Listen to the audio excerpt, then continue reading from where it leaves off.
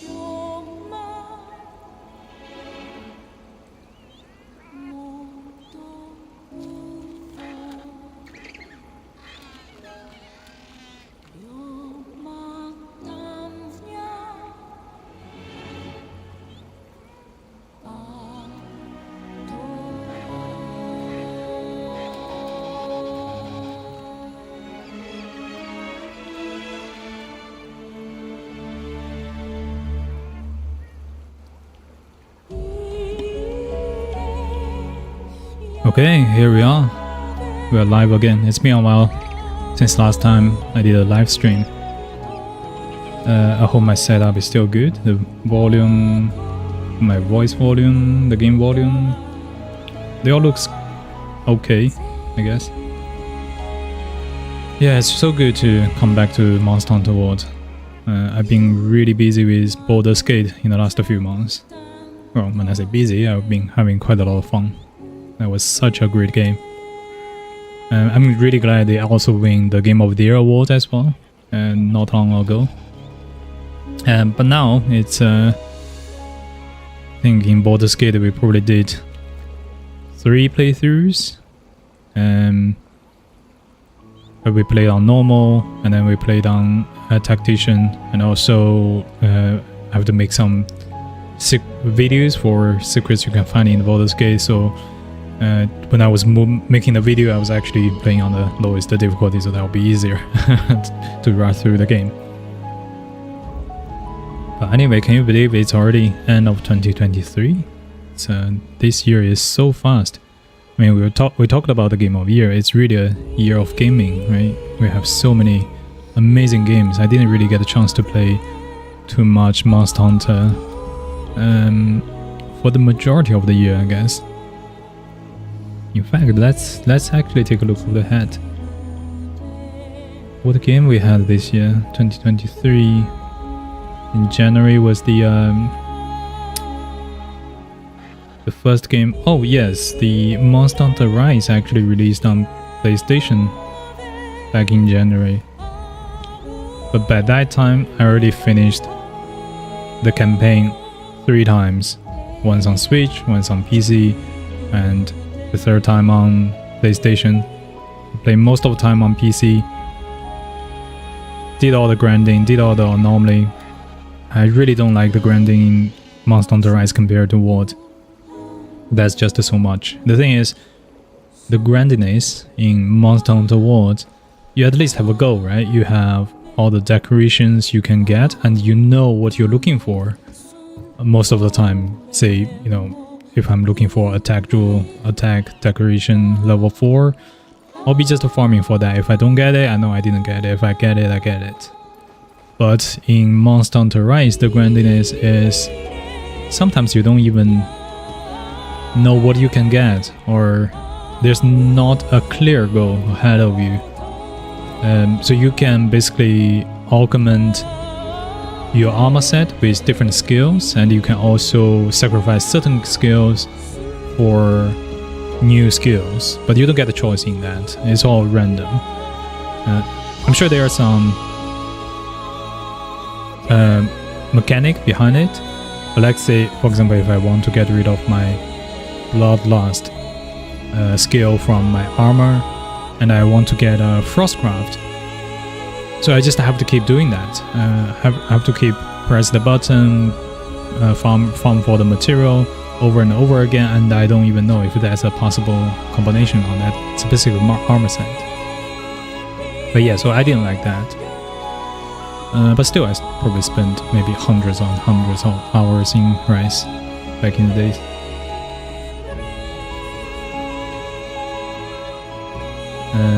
In January, what other games we have? Dead Space, yeah, Dead Space remake. I also played that. It was a pretty good game, pretty decent, but it's a distant memory now. I remember playing the original. I didn't finish it. When I was playing the original, I was still pretty young and maybe spent first 15 minutes, and it just the game scared the shit out of me. But playing these days, the graphic is so nice.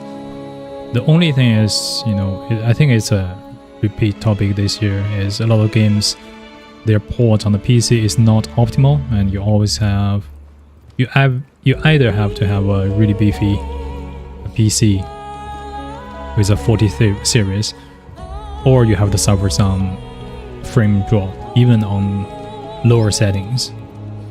So I was playing on 4K, and I have a 3080. There are some places that did have some frame drops.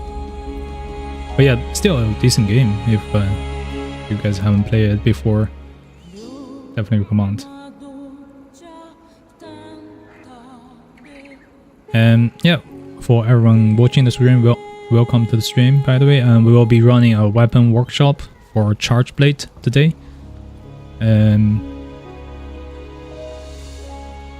So we're gonna talk through all the basics of Chargeblade, the basic moves, combos, also important skills, and we're gonna make some build and also go for some hunt after that. I'm absolutely not a master player, I mean master hunter or speedrunner, so but I do have a lot of theory in my mind, even though if I can put that into practice is another question. But yeah, we're gonna talk through all of that. If you have any questions, feel free to ask. And if you are indeed a master or veteran player who knows more about Chargeblade, feel free to share your experience and tips.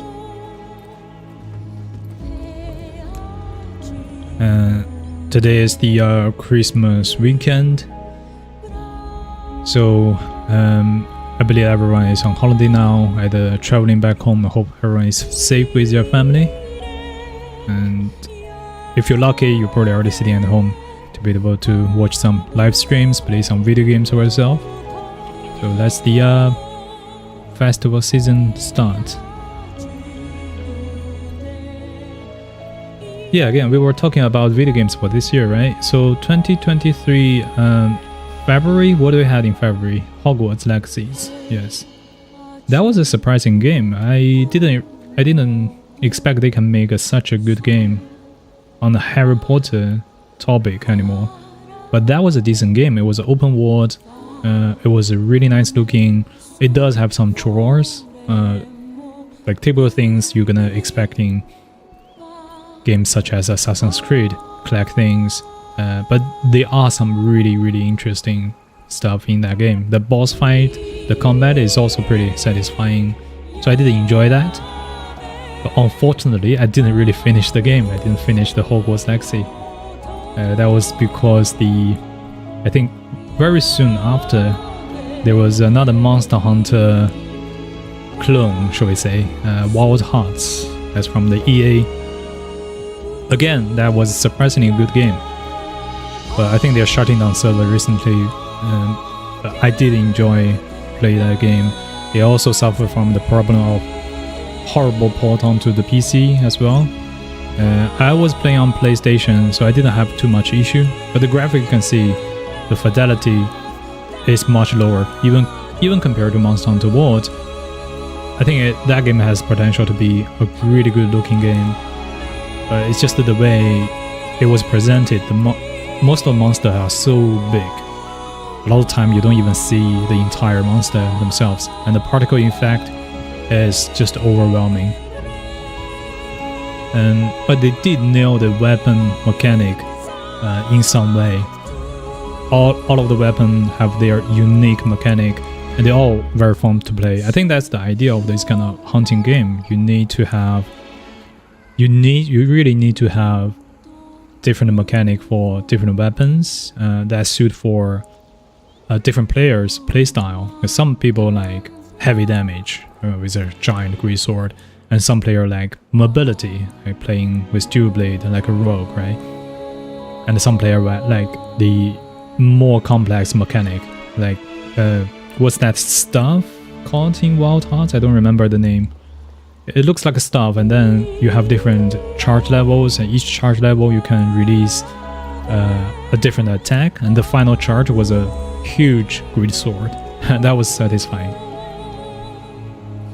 But anyway, that game is dead, which is a shame. I really hope they can continue on that. I hope they can make a second game of Wild Heart. I'll be really looking forward to that. What other things in February? Anything else? I don't remember any. Atomic Heart, I didn't play that. I think that was on Game Pass Xbox. Yeah, Wolong was in March, I believe. Yeah, start of the March, we have Wolong Fallen Dynasty from Team Ninja. It's the same game as... well, it's a similar game as Neo 1 and Neo 2, but it's more emphasis on parrying, like Sekiro. And it also has a Three Kingdom Chinese history kind of setting instead of a Japanese history setting. So you're basically playing as a Chinese warrior, as opposed to in Team Ninja's previous game you're playing as what do you call that? Shinobi? Samurai?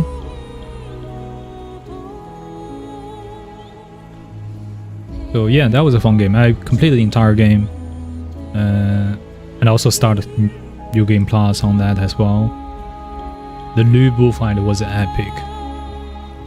If you haven't played the game, you know Lu Bu, and that boss fight is one of the most epic, even in this year, or this year's standard.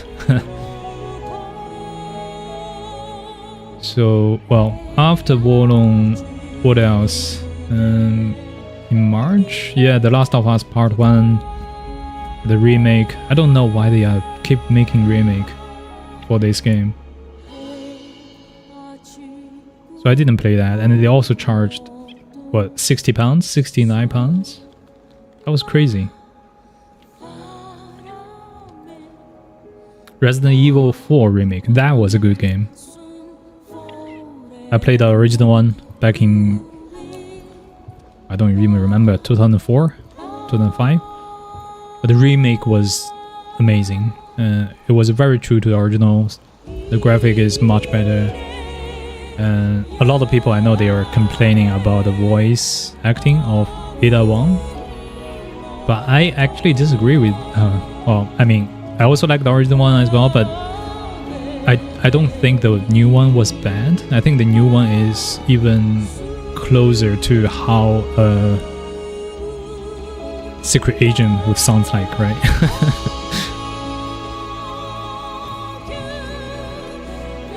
And also they have the new DLC, Separate Ways, where you can play the same game but in two different persons' perspective. That was really smart. They did that in the Resident Evil 2 for Leon and Claire as well.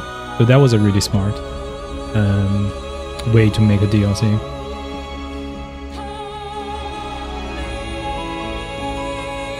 I think that game is, what, 8 out of 10 in my perspective. Resident Evil 4 Remake. They didn't win much award, I don't think, for this year. What's after that? In April, I probably just to play the Resident Evil. I don't remember anything else. I don't remember Fire Emblem Engage. I was playing on my flight to Tokyo on my Switch, but that was earlier. That was earlier this year, right? Fire Emblem Engage. I like tactical games, but I never played the previous entries. So up until up until the Three Kingdoms. That's when I started the first Fire Emblem, so I didn't really actually know the main character, which is the main selling point for Engage. They have the old new characters in those in the new game.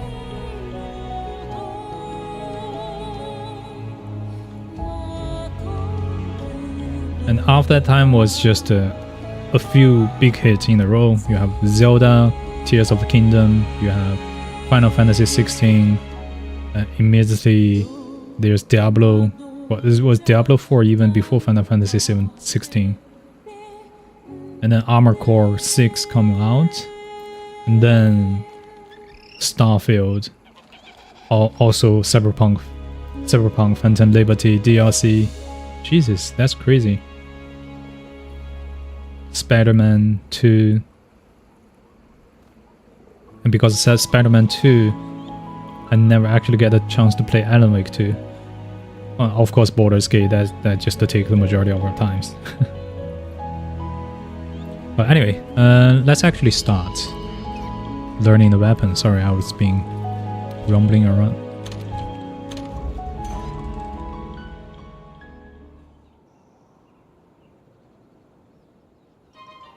So we're gonna go to the training area. Wait, what am I doing? I need to go to training area from my room.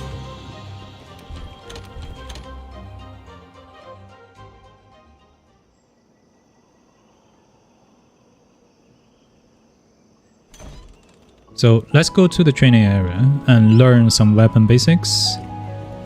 And then we go to the smithies and make a few builds for the weapon progression all the way from low rank to the high rank to the master rank to the end game.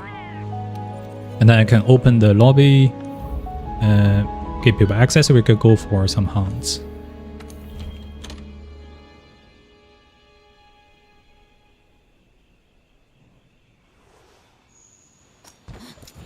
So if you're new to this game and just learning the weapons, I highly recommend to come to this place, the training area, where you have a lot of dummies that you can just test your swords on. And you can also see your combos on the left side easily. This is just so that you can, when you are actually in the hunt, you don't have time to think about what button you're going to press. So remember those combos. Become a muscle memory will be essential, right? So I'm actually equipped with a charge blade. It doesn't look like charge blade. It's because I'm using a glamour, a layer weapon that is the Dante's sword. So you can see I actually have a shield here. Now for charge blade, the basics for any melee weapon, majority of the basic you always have is the 3 triangle input. Actually, I'm gonna explain everything on PlayStation 4 or 5 controllers, and I can maybe bring out my Xbox controller. I can also explain what button is on Xbox controller if you're playing on PC or Xbox. Now the basic combo, if you press triangle 3 times, that's the most basic combo. Now you don't normally use that in real fight because this combo is really weak. Now on Xbox controller is Y button 3 times.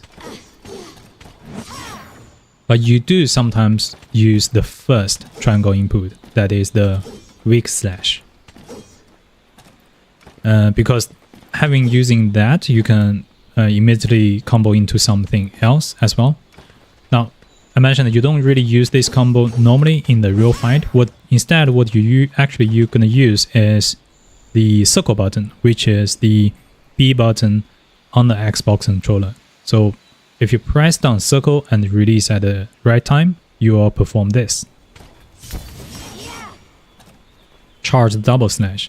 Now when I say the right time is you can hear a sound cue and you can also see a visual cue as well, and your controller will vibrate when your sword is charged. So release as soon as the sword is charged.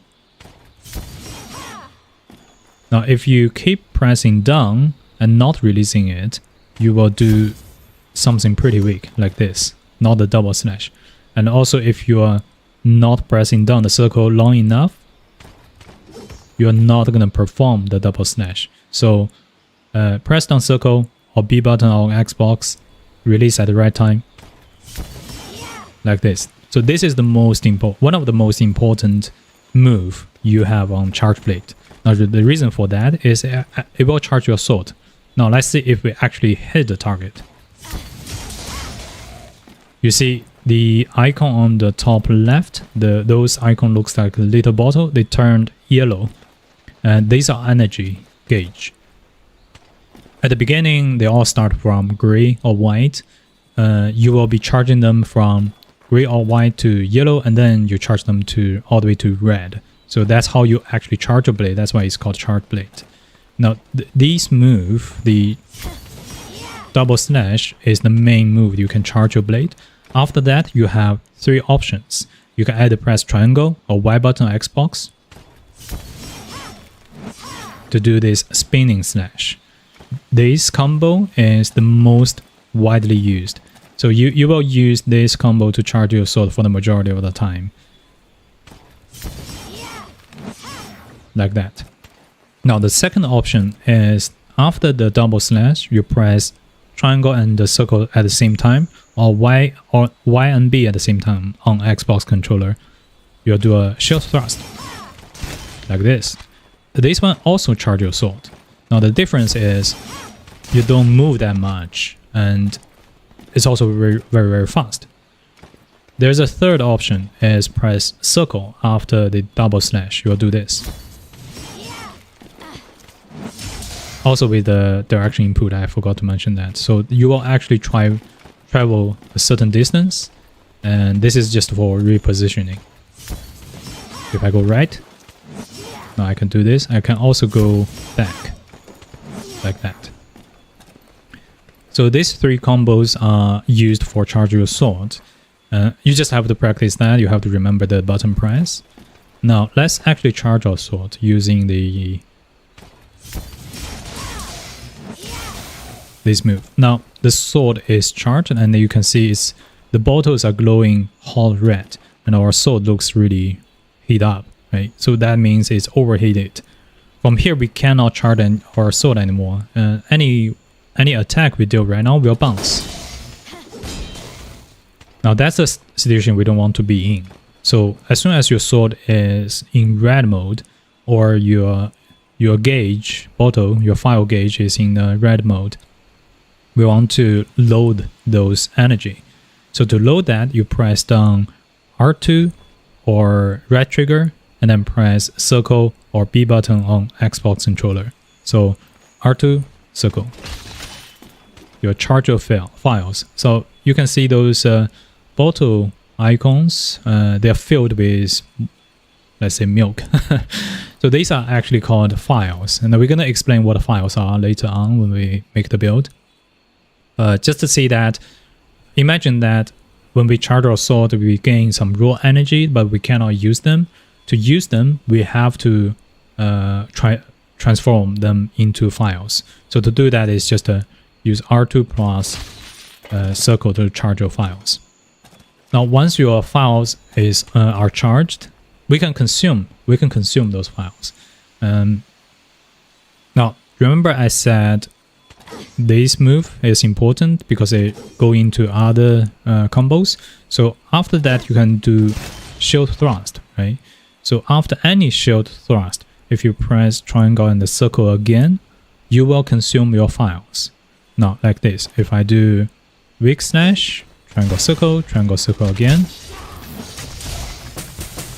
you can see there's an explosion, and what I performed is called amped element discharge. And if you look at the icon, one of the files are gone as well. That means we consumed the file, which is the damage we did, the explosion that caused. Now on the Xbox button, on the Xbox controller will be Y button, YB, and YB. Okay, now this actually is a fairly weak explosion we caused. To actually charge up fully, we need to charge our shield. If you look at the file icons on the left, you can see there's a small shield icon as well. So we want to charge the shield up. How to do that is after the when you're about to do the discharge by following up shield thrust with the triangle circle input, and you can press R2 to cancel the animation. So if I do triangle, triangle, circle, and R2, now you can see I canceled the amped element discharge. Instead, I performed elemental run slash. And now if you look at my shield, it's light up with red color. Now all of my files are gone. That's because they all charge into the shield. Now let's see it again, right? So charge our sword to red, and we're gonna reload the files by R2 circle, and then we can have all the files charged up, and then we're gonna do triangle circle, triangle circle, triangle circle, and then R2 cancel like this.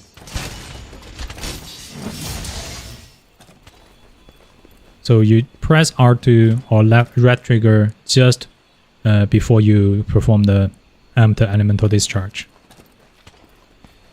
Okay, so that is how you charge your shield. Now you can also charge your sword. To charge your sword, you have to make sure your shield is charged, because the energy goes from right to left. Now you can see the energy traveled from our bottles, our file bottles, into the shield, and then we want to transform into sword as well. So to do that, we will do our charge file action by press down R2 and the circle, and in the meantime press down triangle like this.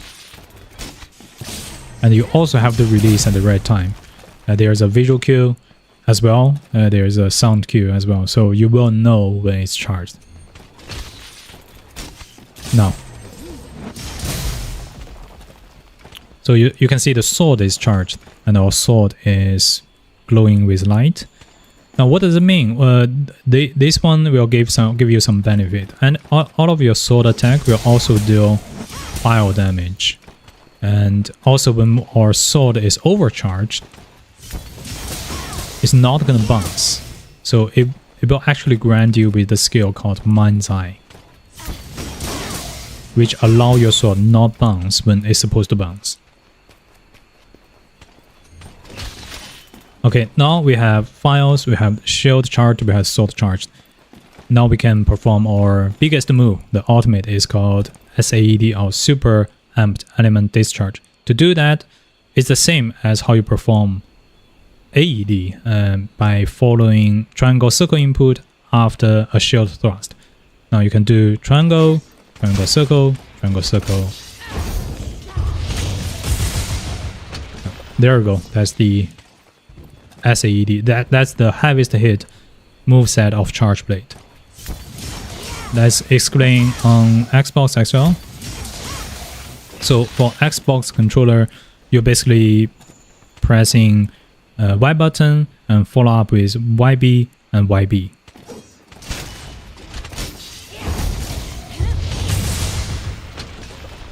You see, that's a pretty huge explosion. You better make sure you hit the monster. So this move can only be used when you have a really big openings. Typically, you don't want to use the move when the monster is trying to attack you. Otherwise, you will definitely miss. Okay, so that was most of the sword and shield attack combos. Let's talk about the shield. Let's talk about the X mode. So there's an X mode for Charge Blade as well. To morph into X, you press down R2 and press triangle once, and you'll perform morph slash. And from here, you can also change back to sword mode by press down R2 again, another morph slash. So in the shield mode, in the X mode, your combo is mainly triangle and then press circle, and then triangle again and press circle.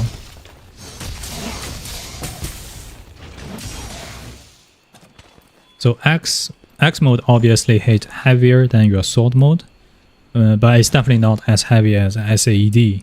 You typically don't use your X mode like this. That's because, see, if I'm holding out X, I move really slow like this. So in the sword mode, so the shield mode, you can move much faster. So you don't have the mobility in X mode. Now, what you actually want to use in X mode is what they call a Savage X playstyle. To transform into Savage X, you have to charge your shield first.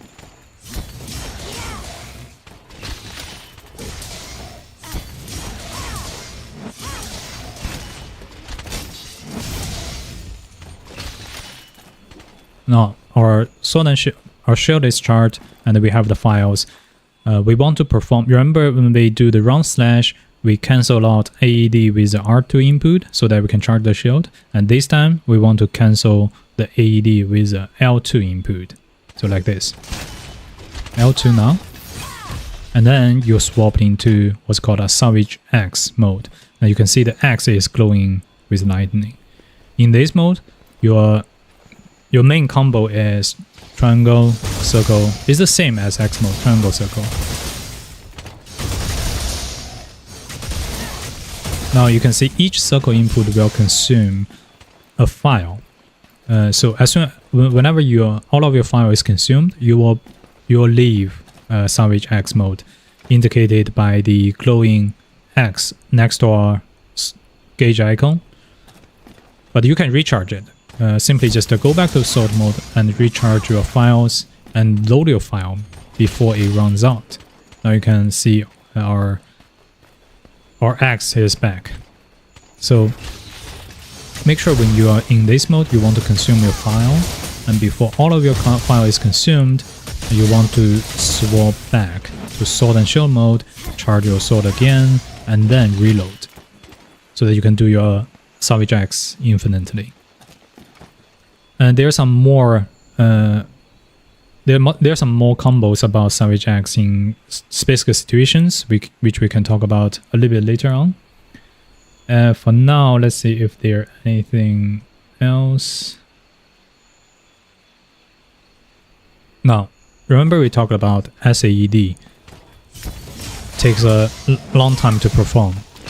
You will need a really large opening for you to be able to hit monsters. So instead, what you can also do is you cancel SAED into an AED.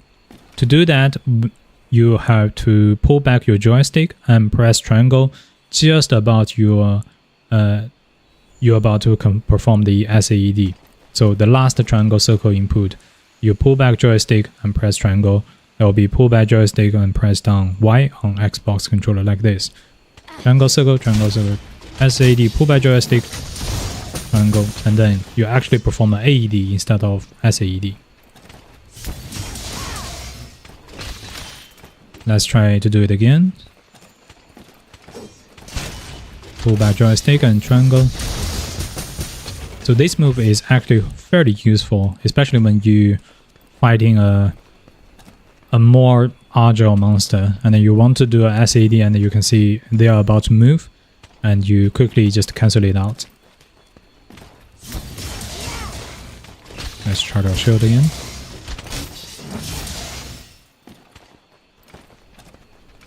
Okay, so that's majority of the weapon moveset. So we talked about how to charge your sword, how to charge your shield, how to perform AED and SAD, and also how to perform Savage X. Now let's take a look at how blocking works. To block, you obviously hold down R2 to guard, and you'll be basically holding your your shield in front of you. Actually, let's change to charge blade that actually have an X.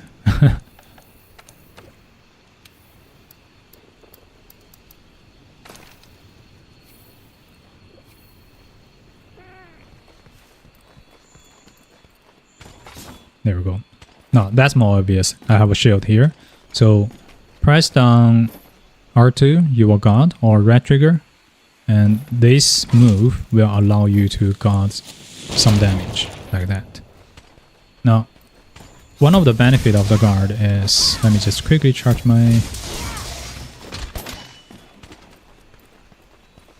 is that you can shortcut into some of the moveset. Now remember when I say we want to charge our shield, it has to be done after a shield thrust, and then we press down triangle circle again. So if you actually guard, you can shortcut into AED like that.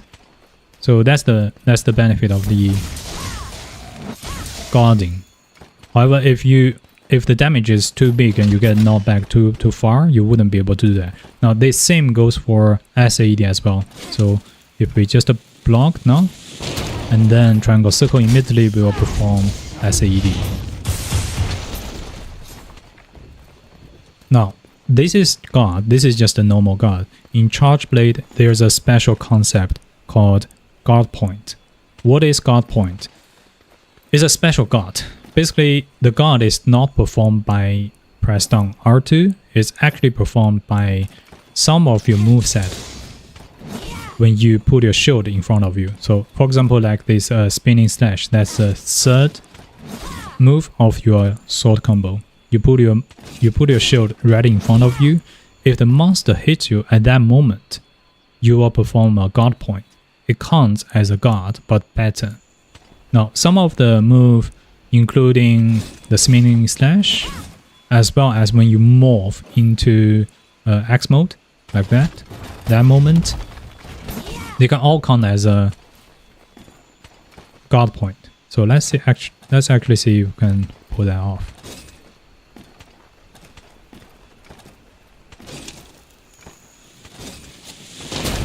Yeah, I was doing the morph slash. That was a guard point. And let's see the sword combo.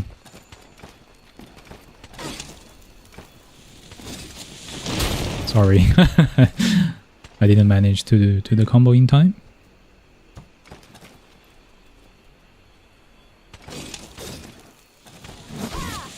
There we go. So the spinning slash also have a guard point.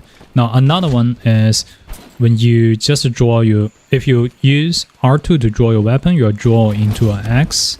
So at the beginning of the animation, you actually put your shield in front of you. It's a really short guard point, so it's a little bit more difficult to perform, but it is possible. So let's see, could do that. Oh, that's a little bit late or early.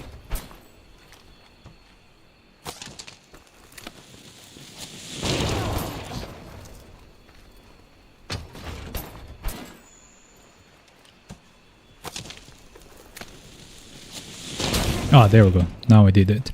So when you draw your X with the right trigger or R2 input, you also perform a guard point. Now, what's the benefit of guard point? It's the same as guard. You can shortcut into any of the move after shield thrust, such as AED, SAED, swap into Savage X, etc. But the real benefit it gives you is it gives you 2 levels of guard skill, and also it does impact damage to monster if you hit them in the head. Now, what is guard skill? If we take a look at my skills, so this is guard. You can see what it does is it will decrease the impact of attack, and also decrease the stamina used when you do the guard. So you can only shortcut into SAD or AED if the impact is small enough. If it's a large impact and you knock back too far, you wouldn't be able to do the shortcut. So that's the benefit. Now typically the guard will only be effective at odd number of the level. So that means level 1, level 3 or level 5. And when you perform a guard point, it gives you 2 levels of guard. So what does it mean is if you have guard point, you have 2 levels, but you can also have your shield charged. So if you have shield charged like this, when your shield is glowing red, your guard will have a 2 level of guard. So that's 4 level. If I have another level, 1 level of guard on my gear, so you can see I only have level 1 guard here, right? So if I have shield charged and perform a guard point, I actually have 5 level of guard. So that's the highest level. So this is actually guard 5 guard point.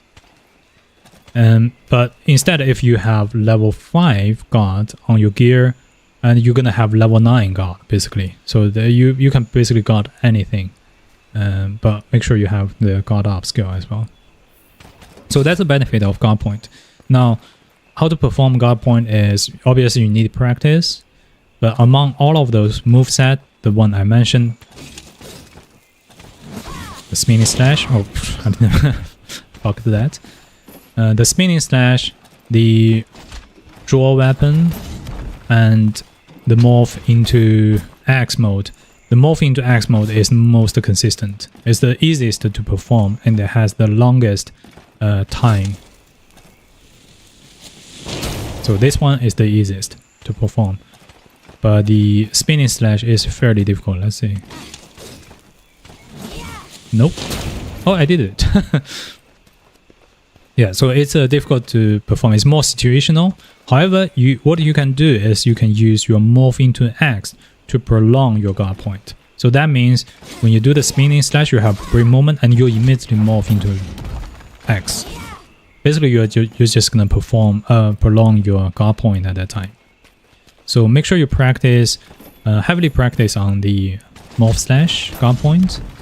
And also, I do recommend you practice on the draw attack as well, because if you are drinking a potion, for example, you can quickly just draw your weapon and then you do a guard point. Now, so that is guard. Let's go into some. This is more advanced tips, by the way. For new players, if you just jump into Charge Blade, I recommend you to play with SAD playstyle. You can even forget about Savage Axe until later on you're more comfortable with the weapon itself, and then you can start to learn about guard point. So another thing is how to repositioning.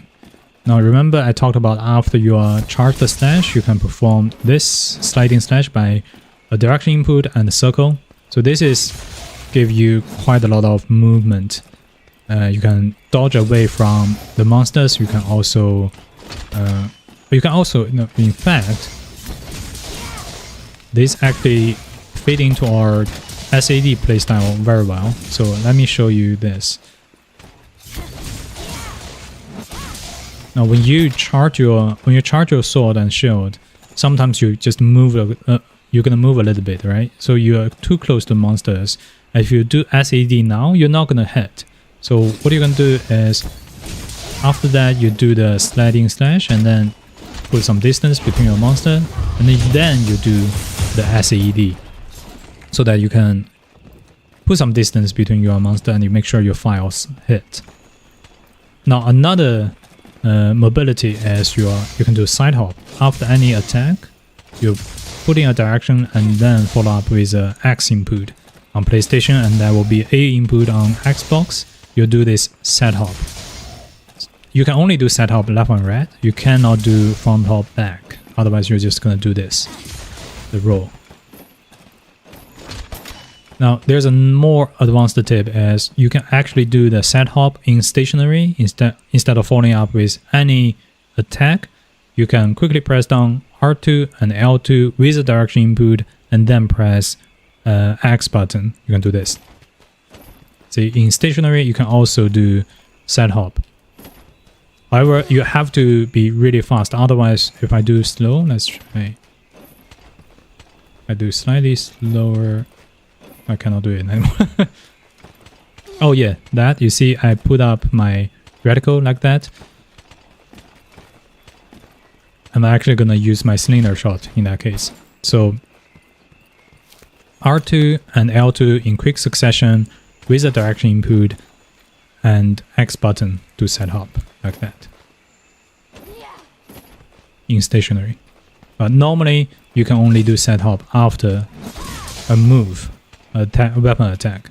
So again, this is also a little bit more advanced playstyle, so you don't have to master this until you're really comfortable with this weapon.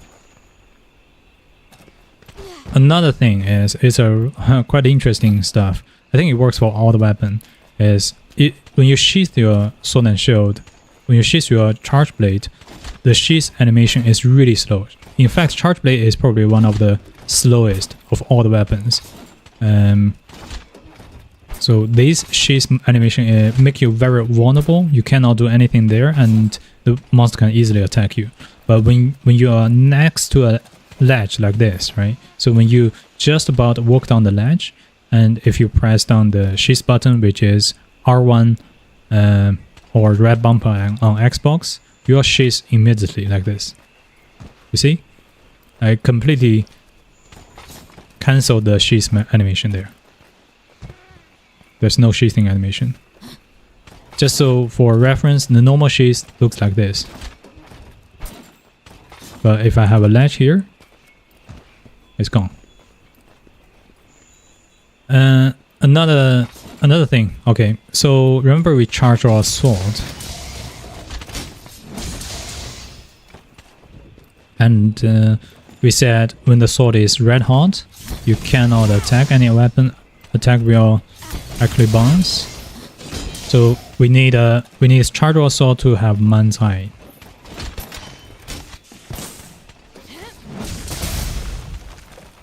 From here, there's a concept called, I don't remember what's it called in the fighting games. It's basically after any attack, you have a slight delay. You have a slight stagger moment before you can perform next move, right? So that's just a few frames. But when you do have a Mind's Eye, when your sword is about to bounce, you don't have that recovery move. So there's a slightly niche playstyle is you want to charge your sword and you want to make your sword red hot, and you want to do the triangle circle like that infinitely. In fact, you can do it really fast. Oh, I messed it up.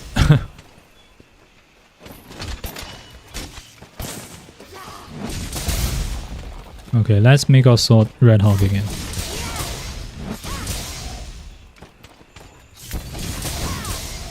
Yeah, so do this. You can do it really fast. So the benefit of that is at the same time when you do a sword attack, you're actually dishing elemental attack. So it's really good for elemental charge blade, especially against a monster that is smaller that you cannot hit with your files, because the file explosion is really large. Only large monster with good hit zone will benefit from that. So this play style is for smaller monsters and you're playing with the elemental weapon. Again, it's a really niche playstyle and it consumes your sharpness very fast. I don't recommend that unless you're playing for fun. So I think that's mostly it. So we covered the set off from neutral, we covered sheath and cancellation. So that's mainly it. A few smaller tips is you can do quick turnaround with a different weapon attack. So if you do any attack, you press a direction, you're gonna turn around immediately and start walk, right? But if you do another attack input, when you're turning around, you basically can do this called pivot attack, and that allow you to turn around quickly and do attack in the. No, I messed that up, right? I pressed the attack button too quick. This one is probably too slow. So you basically allow you to turn around really quickly and attack monster on the other side. Like that. Okay, so again, so that's all the moveset for Charge Blade. Let's do a recap. Your basic combo is triangle 3 times, which you don't normally use. I don't know why I keep telling you that. The main charge combo is press down circle followed by triangle, or press down circle followed by triangle circle, or press down circle followed by direction input and the circle. This is how you charge your files. To load your file, press down R2 and the circle. And to load your file into your shield, follow triangle circle with the shield thrust and then press R2 to cancel. To charge your sword, press down R2, triangle, and then press down triangle, release at the right time. From here, you can charge your sword and shield again. And then you can do the ultimate move, SAED.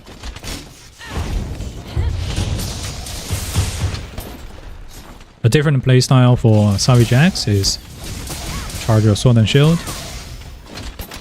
and cancel out your SAD with a L2 input.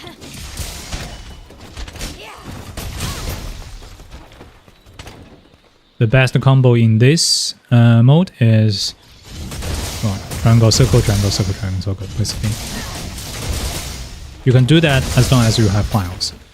But this is for big openings. For small openings, in fact, I actually recommend you cancel your last into a AED, like this. So instead of finishing triangle, circle, you follow up with AED after your circle input, after your element discharge. This will deal pretty high impact damage against the head if you're using an impact file. So that's all the Sword and Shield moveset. Also guard point, the best guard point to practice on is the move slash.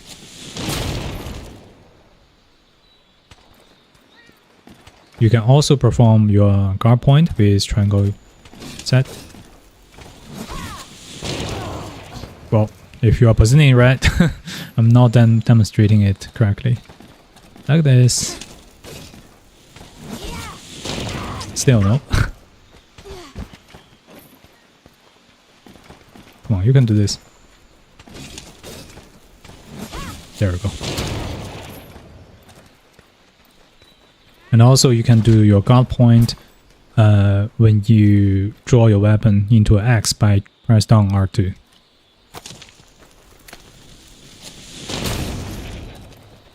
So that's it. After guard point, you can shortcut into AED or SAED or whatever you choose. So that's why we want to practice on like that. From here, I think we are ready to go make some builds. Let's go to the smithies.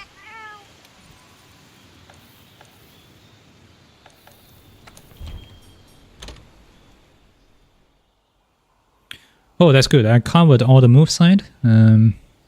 Just about in time. I have my bottle of wine here. If I drink a little bit too much, I wouldn't be able to explain everything.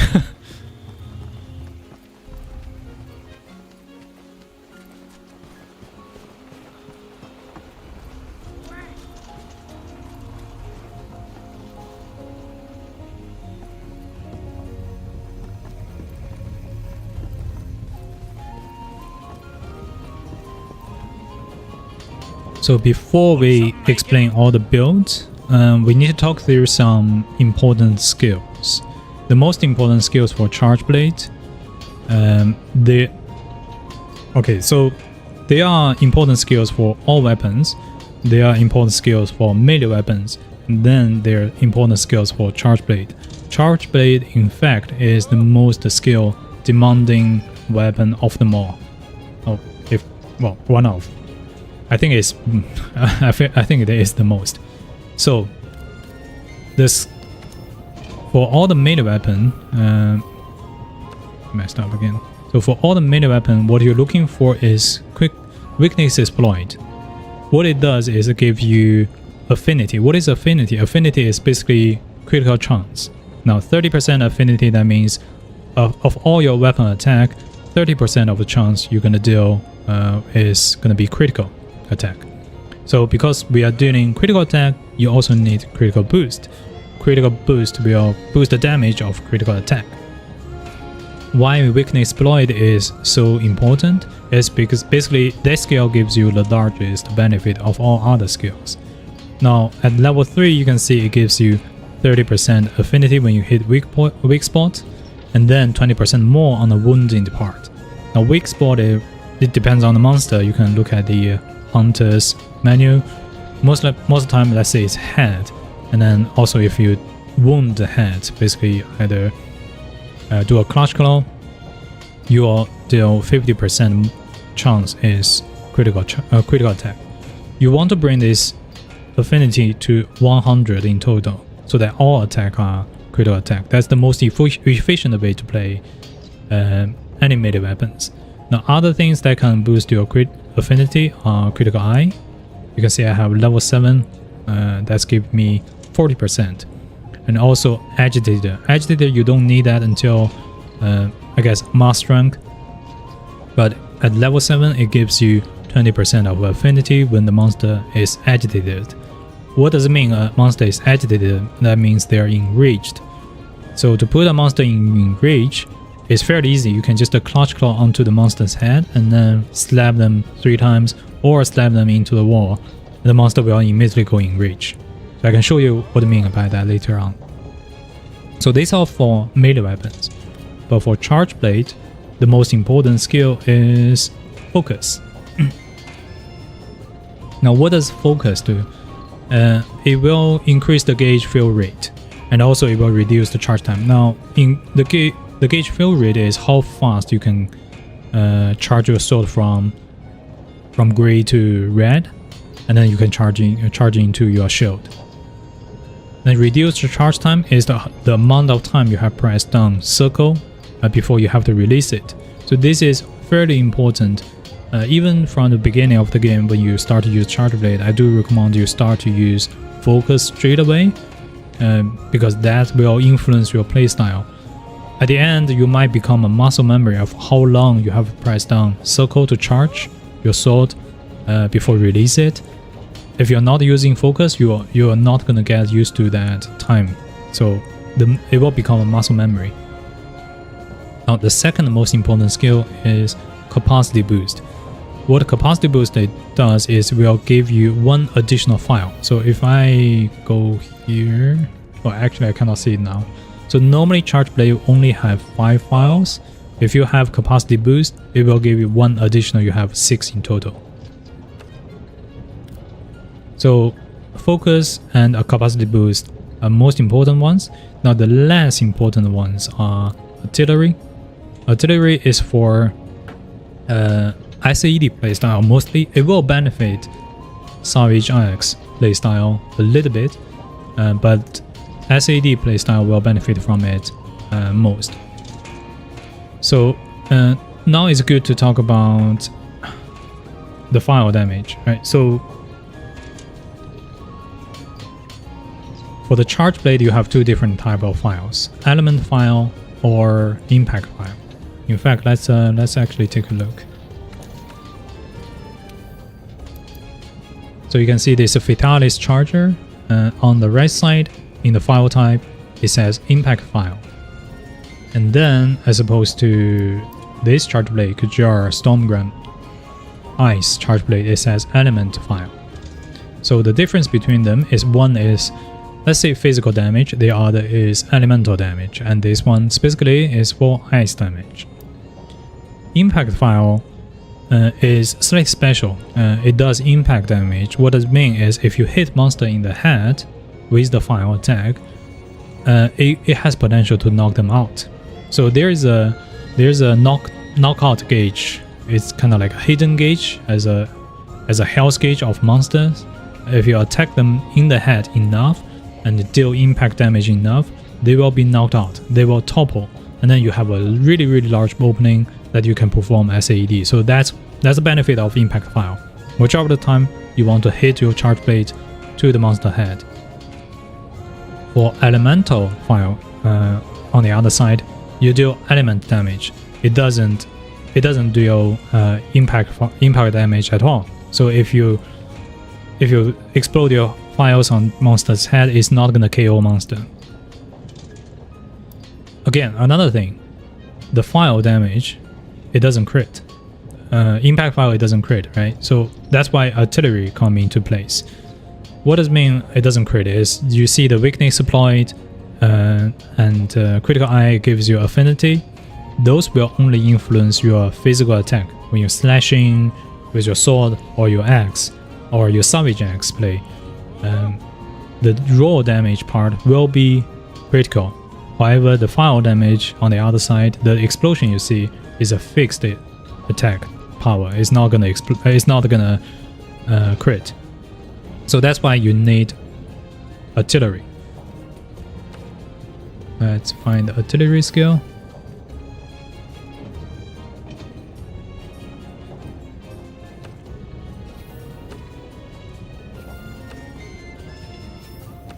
There we go.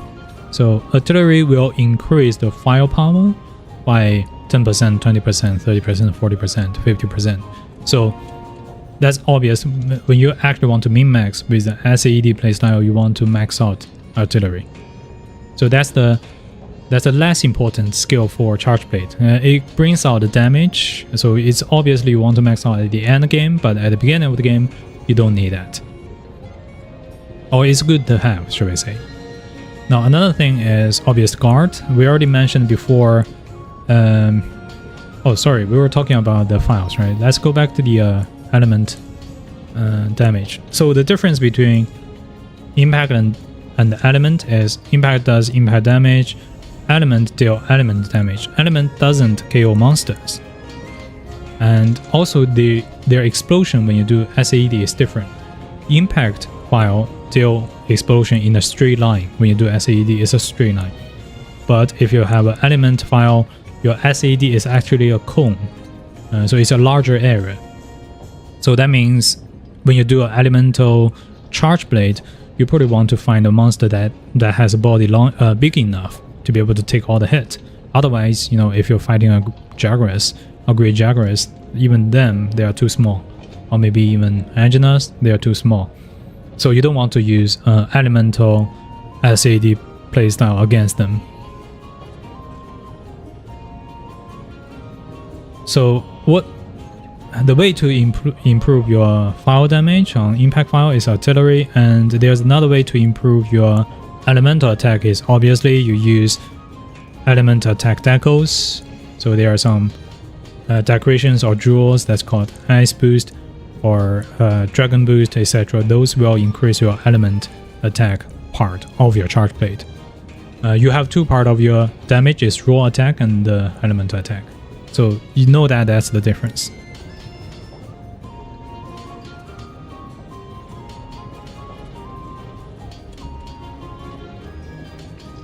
Okay, now let's talk about the guard skill.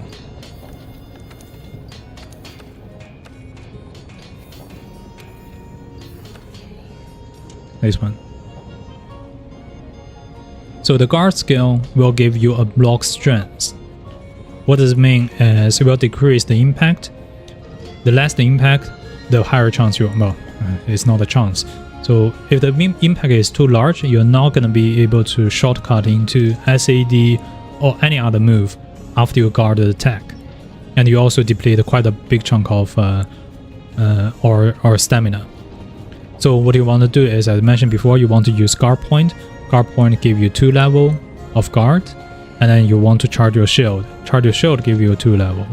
With 1 level equipped, you can have 5 level of guard.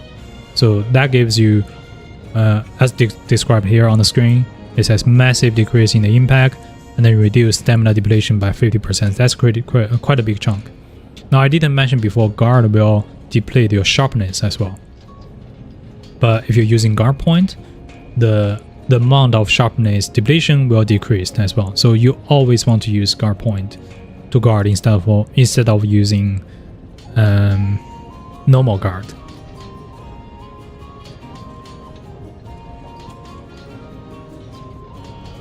So guard 5 is already a fairly strong guard. For most of the early game monsters, you probably don't even need that at all. Only when you're in the end game, you're facing off with some end game strong monsters such as Rajan or Zinogre. Zinogre, you don't even get that until you finish the main game. So when you're progressing the story, when you're progressing early game, up until you fight the final boss of the campaign, you don't really need guard 5 at all. Guard 3 is probably enough. So charge your shield, I will give you 2 dual guard point. That's 4. That's enough. So that's another 2 important skills. Is there any other things? Let me check. So we talked about critical chance affinities, talked about artillery and guard. Okay, yeah. So there's another more endgame min-max skill is called offensive guard, which is showing on the screen right now. If you have level 3, when active, it will increase attack power by 15%. 15% is a really huge boost. Now, how to proc that is you have to guard right before the monster hits you. So that not only work for guard point, it also work for normal guard as well. If you just simply press down R2 right before the monster hits you, you will proc offensive guard. So once you proc that for a few seconds, you will have this boost. So this is really for endgame playstyle. It's pretty convenient as well. Then you can see my jewels. Now, in fact, let's not talk about this build right now. Let's talk about the weapon progression.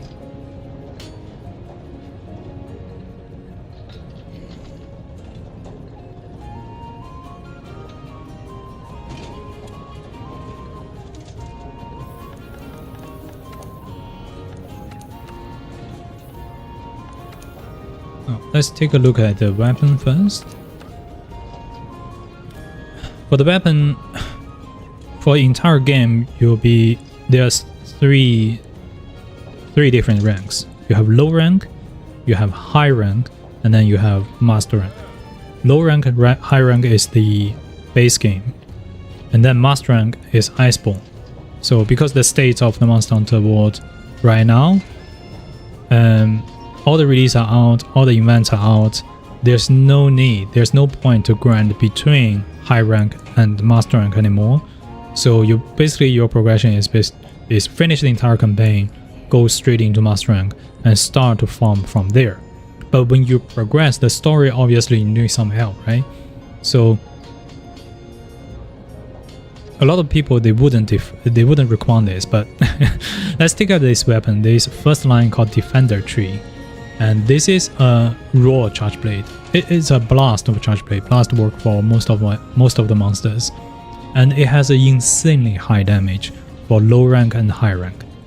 You can basically use the same weapon, the same trait, all the way from rarity 1 to rarity 7. And in fact, you can use this weapon to go into master rank and replace that with the first weapon you get in master rank. So if you choose to use that, this will make your game very easy for low rank and high rank. And any Monster Hunter community, they wouldn't recommend you to use that if you're new to the weapon, because that will just rob you the chance to be able to learn the weapon. Now, if you don't use that, what else can you use? It's easy, right? So you have you either forge the ore tree if you do some farming of the mine. The ore tree is good for the beginning 2 weapons, and also you can use the bone tree, which is this one. Another monster in the early game is the Great Jagras. His weapon is also pretty good. It's an impact vial. It works for all monsters, so I do recommend to use that in the low rank as well.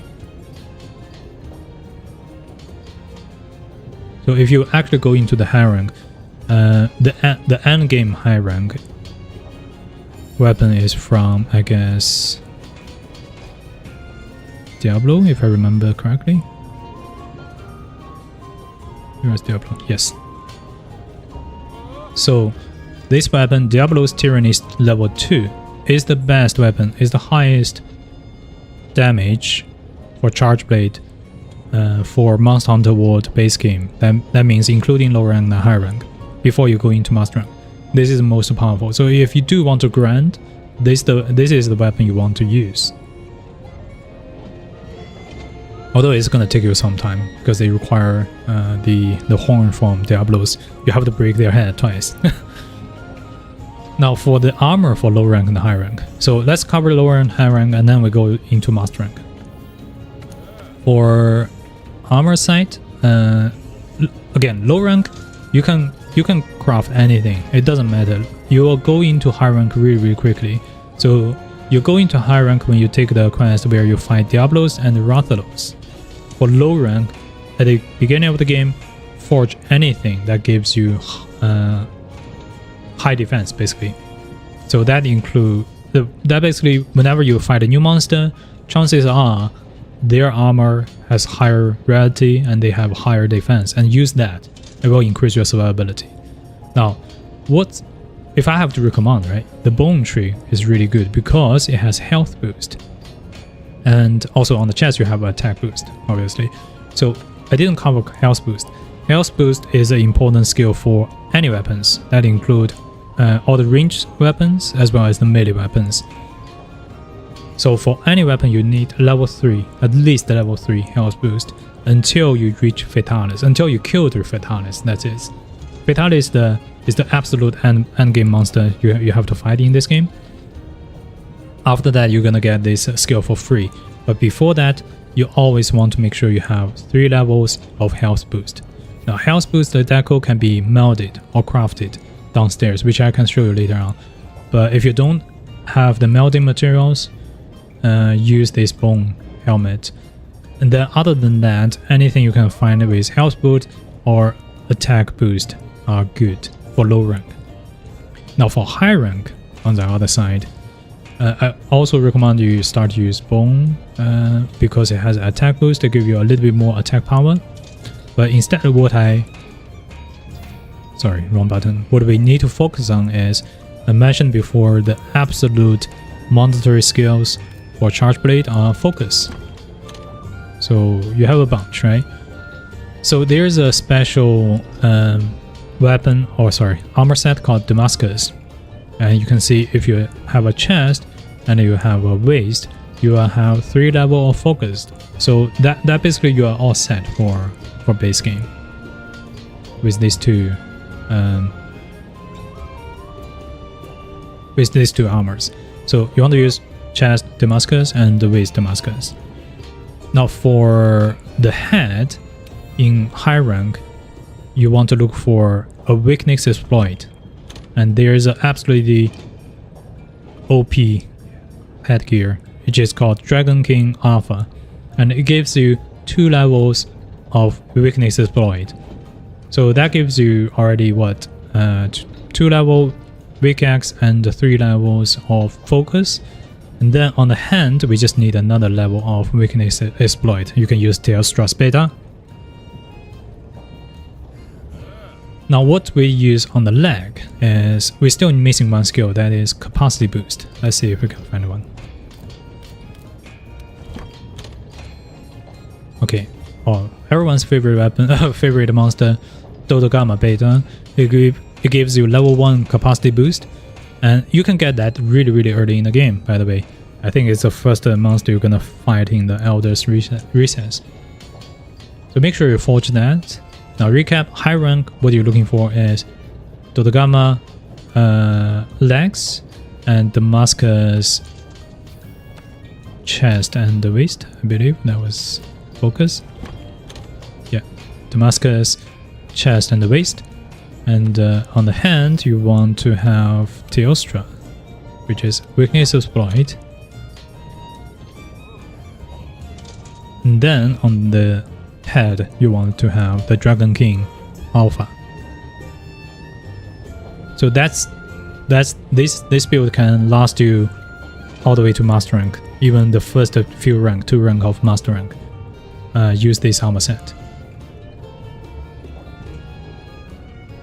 So did we cover master rank weapons? Yeah, defender's weapon, right? And also the Great Jaguars.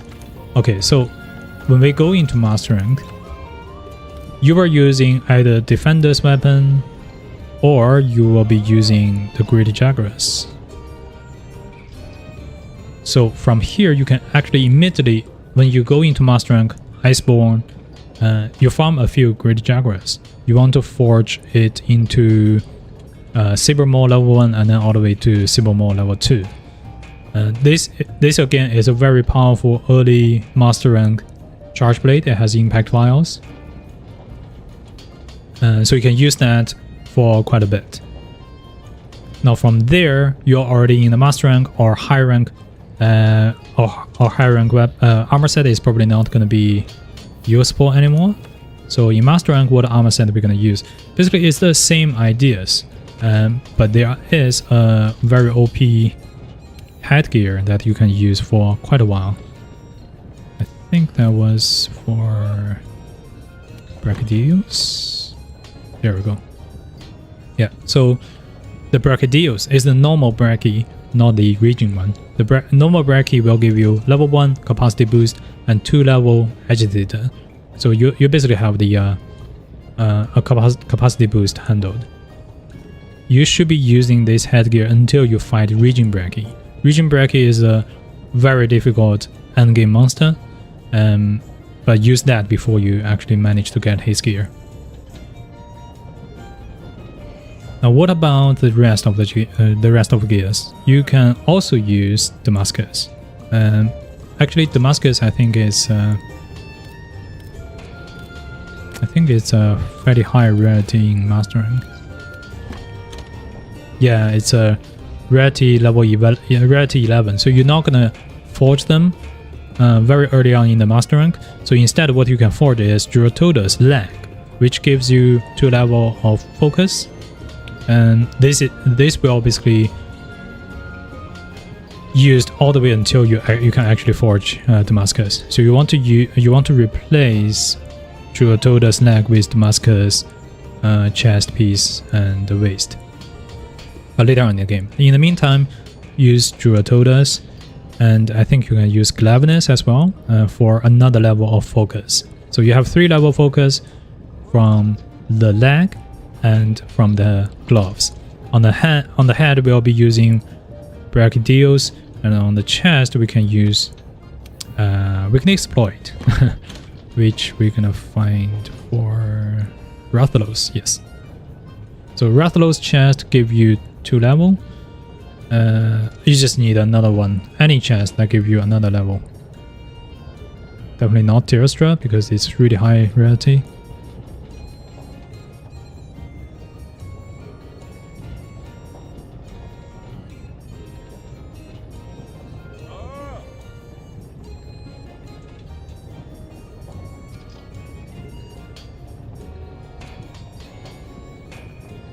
Anything else gives weak axe.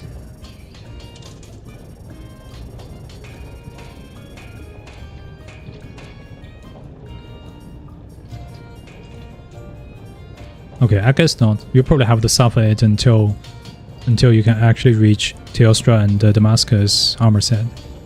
But in the meantime, I actually completely forgot to mention that on the charm, what you should be using early game is artillery, because we are not using any armor set that has artillery.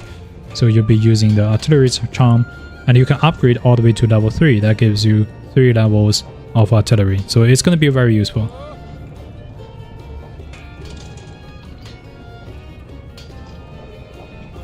Now, let's say you manage to get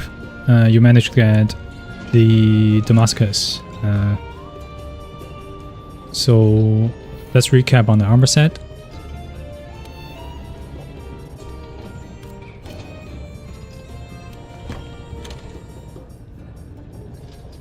Okay, now what we're gonna do is let's recap the armor set you're gonna have in master rank before you fight Raging Brachy.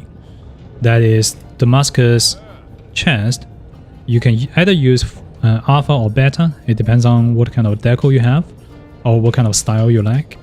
And you want to use Damascus waist as well. So 3 levels of focus. And on the head, you should always use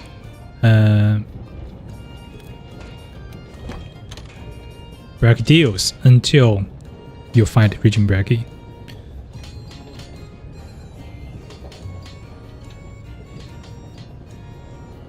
So now we just have the gloves and legs, and I think that will be Teostra for weakness exploit.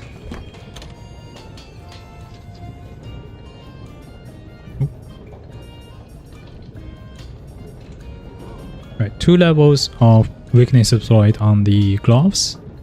You can also use Rathalos as well if you're early in the game. Then you're gonna have another one. Give me a 1 level, please. Ooh, Brood Tigris. You're not gonna find him for a while. Or Azure. Azure Age. It's an event one, so it's easy to get this one.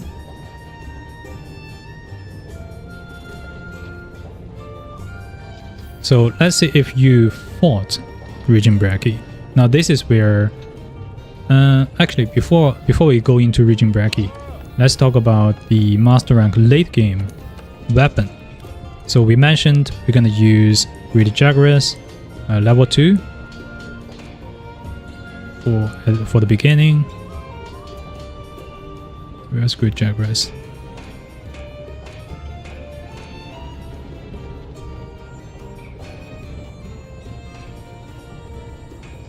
Come on, I'm blind. Oh, there we go. So you're gonna use Greedy Jagras until rarity 10. You're using Saber Small. Now after that, the best one is Acidic Glavenus. So this tree right above.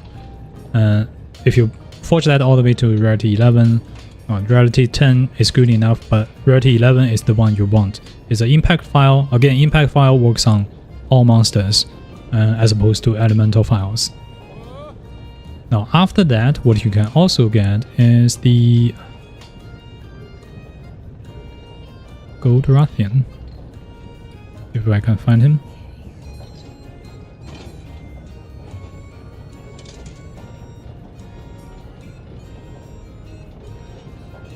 Guys, say stop when I say Gold Rathian, okay? Oh, come on. Oh, do you know what is? It's gonna be a weapon I already forged somewhere. Oh, there we go, Rathian tree. So it's actually in the Rathian tree. It's not called Gold Rathian, but it used the material from Gold Rathian. So this is the best weapon you're gonna have until you fight Region Brachy or Fatalis. Use that. It has poison damage. Poison works for majority of the monsters. There are some elemental charge blade you can try to forge now, like the Glavenus for the fire, and the Tobikaraji for lightning, but I don't recommend to use. I don't recommend to explore elemental damage, elemental charge blade in this tree. The best elemental charge blade are Safijiva or Koftarath, so you can use those. Now, after you have the Gold Rathian charge blade, you're gonna fight Region Brachy. So from there, you're gonna have the best charge blade until you fought Fatalis. Where's Region Brachy?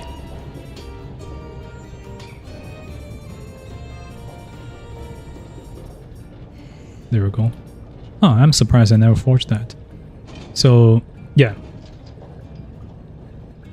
after you fought the Region Brachy, you're gonna forge this charge blade and use that to defeat Fatalis.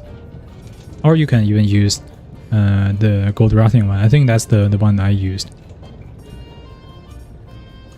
So for Region Brachy armor set, we're actually gonna use all of them, majority of them.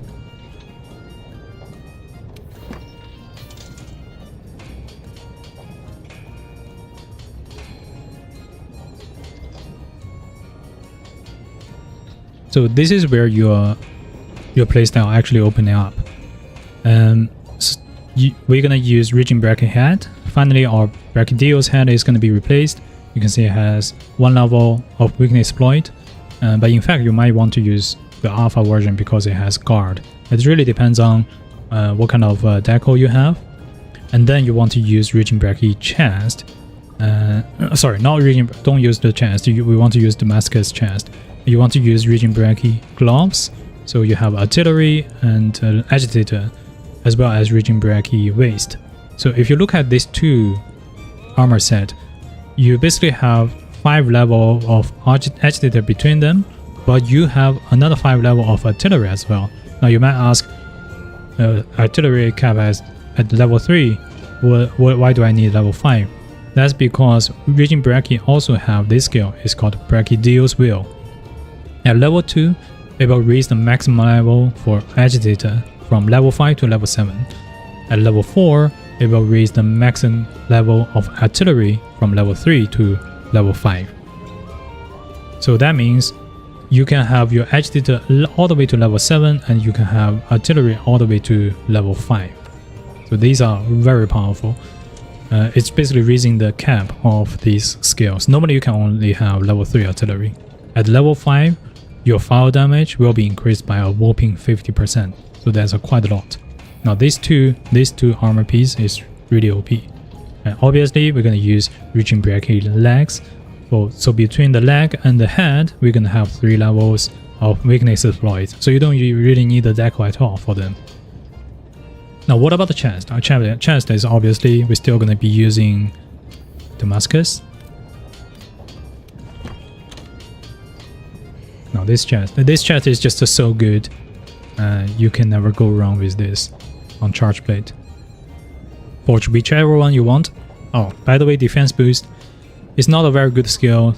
If you're using defense boost in low rank, high rank, it's fine. But if you're using master rank and you join some open lobby, I'm sure there might be some hunters in the community and they're gonna tell you do not use this.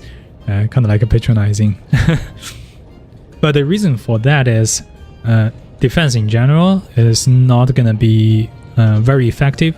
Now you have many other survival skills that can replace them.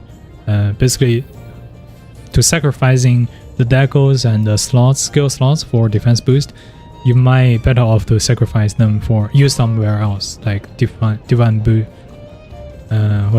blessing, evade window, evade extender, etc. Okay, so let's actually make a build for Brachydios. Let's change equipment. We mentioned that we're gonna use Raging Bracky head somewhere. Is the better?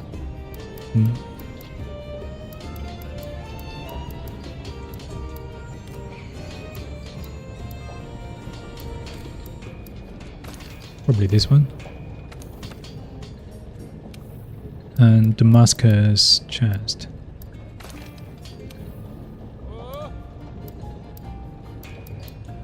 Brachydios gloves. Brachydios waist.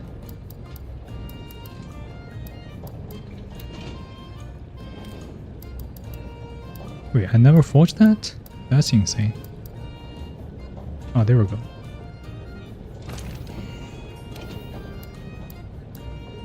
And Brachydios legs. So that should be decent. Also the charm, you should be using something else because I'm using Challenger charm level 5 and you already have those agitator from your gloves and waist. What you can use is artillery again, or even health boost. No, don't use that. Or even capacity boost. That'll be useful. I'm sure I have a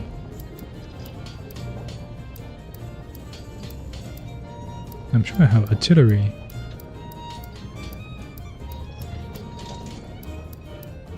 Oh, there we go. So if you use artillery, no, I'm stupid. I don't need artillery because Raging Bracky give you artillery as well. Capacity boost. Okay, how about that? Now for the decals.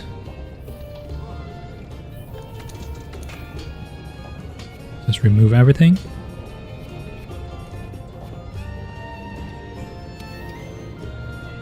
So if you're playing multiplayer, you always need a flinch free. So this is to prevent you from being flinched by other players. You only just need one level for that, but if playing solo, you're never gonna need it. What we miss right now, let's just take a look at what kind of skills we are missing. So we do need one level of focus. Again, it really depends on what kind of deco you have. So focus is a level 2 jewel, so you can slot here or even on the hand.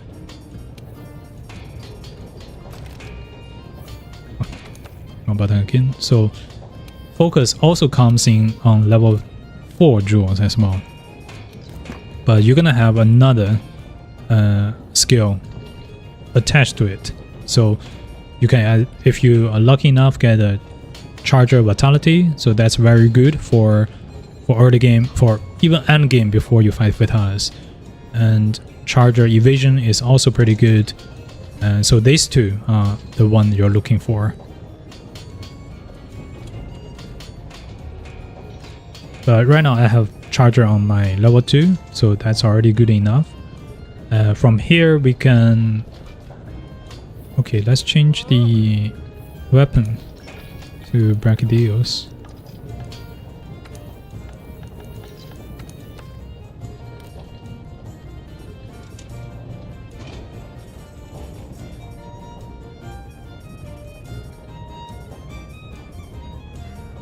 This one. It's also pretty cool looking weapon as well. Good.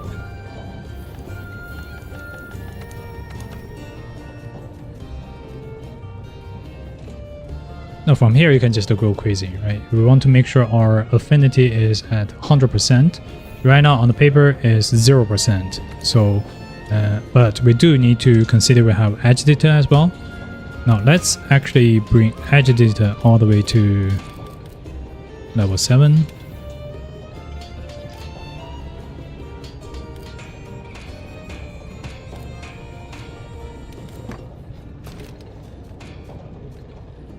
There we go. Agitator level 7 gives us 20% and Weakness Deployed gives us 50%. So we still need another 30%. That can come from Expert Jewel.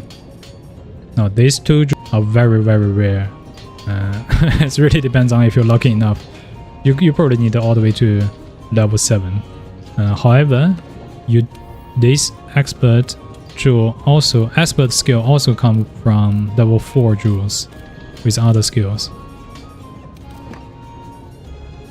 So you can see Fortitude, Expert, those are really common. You should be able to get quite a lot of them. And they even have level 1 slot. Oh no, talk about level 1 slots. We will need them for health boost.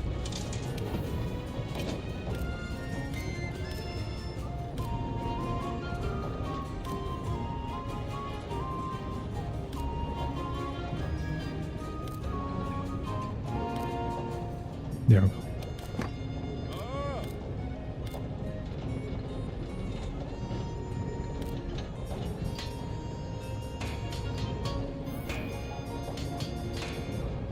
I saw something good, so critical vitality is something we want. Because this gives us critical boost as well. Unfortunately, we only have 2 of them. Let's see if we have...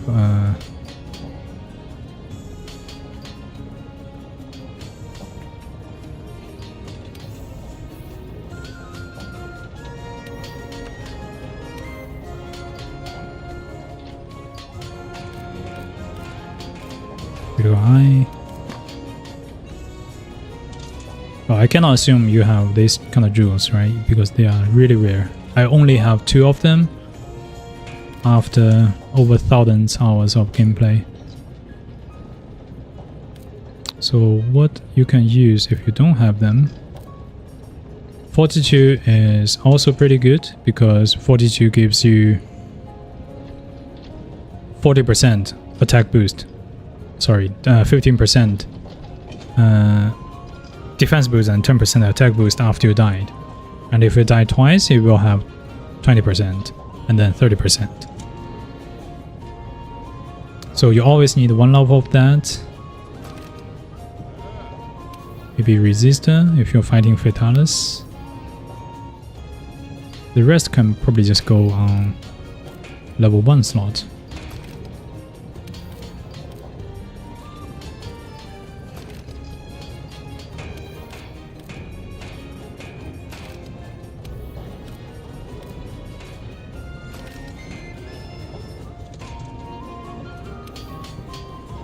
Well, if I use 1 of that, they will give us level 7, right? So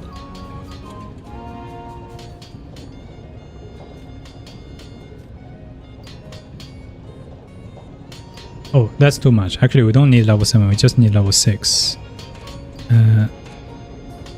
remove that. And this can be a health boost.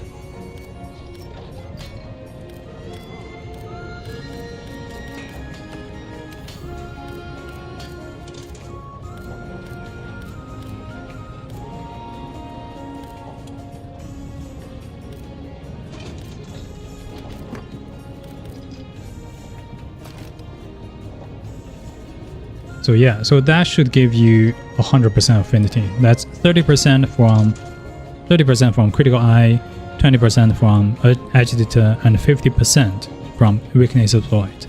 And now you have critical boost. You also can slot in a level 2 critical boost. This one. Now you have a few to spare.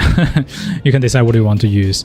Anti-gravity is good, and I mentioned before the Breeze Jewel is mandatory if you play multiplayer.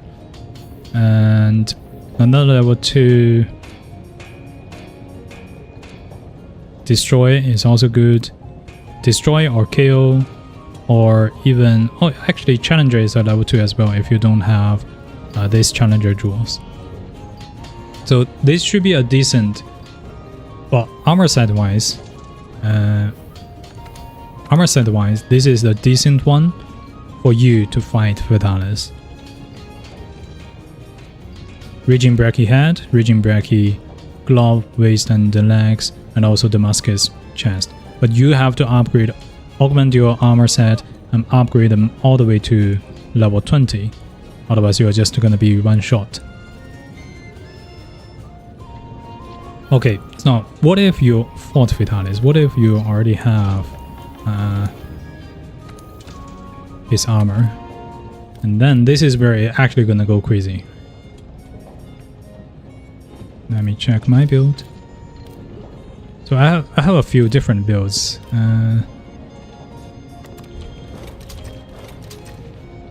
So this is a guard 1 build, I believe. You can see I have critical level 7, agility level 7, artillery level 5, divine blessing level 5. Now divine blessing is really just for survivability. Again, I said I'm not a master hunter, so I still die a lot in difficult fights. Divine blessing basically just gonna prevent you from being one shot. It's a really good style. Critical boost level 2, weakness exploit level 3, focus level 3 is mandatory. The offensive guard is min-maxing. 45 is not mandatory, only if you're playing Guiding Line. It's very good to have.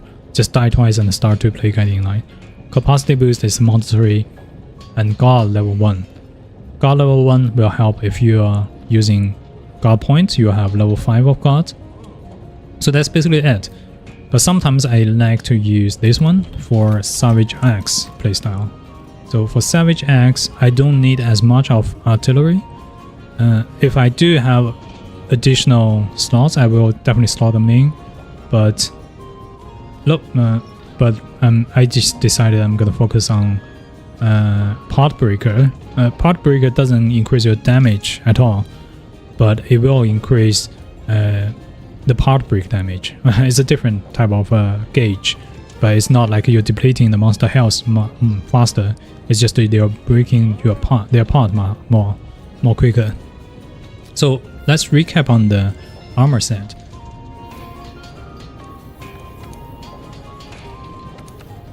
The armor, the weapon is obviously True Fatalis Charger. That is Rarity 12 Fatalis weapon, and Fatalis Head Beta, Fatalis Chest Beta, Fatalis Gloves Beta, Fatalis Waist Alpha, and Kolv Tarath Leg Beta. And these are the decals. So for the Guardian ones, I just opting to use the Handicraft. You can also use something else as well. And if you don't want to use Protection, you can just change them to something else, and you can maybe bring your attack boost all the way to level 7 as well. Now attack boost is an interesting skill we haven't really talked about. See, if I find my attack jewel,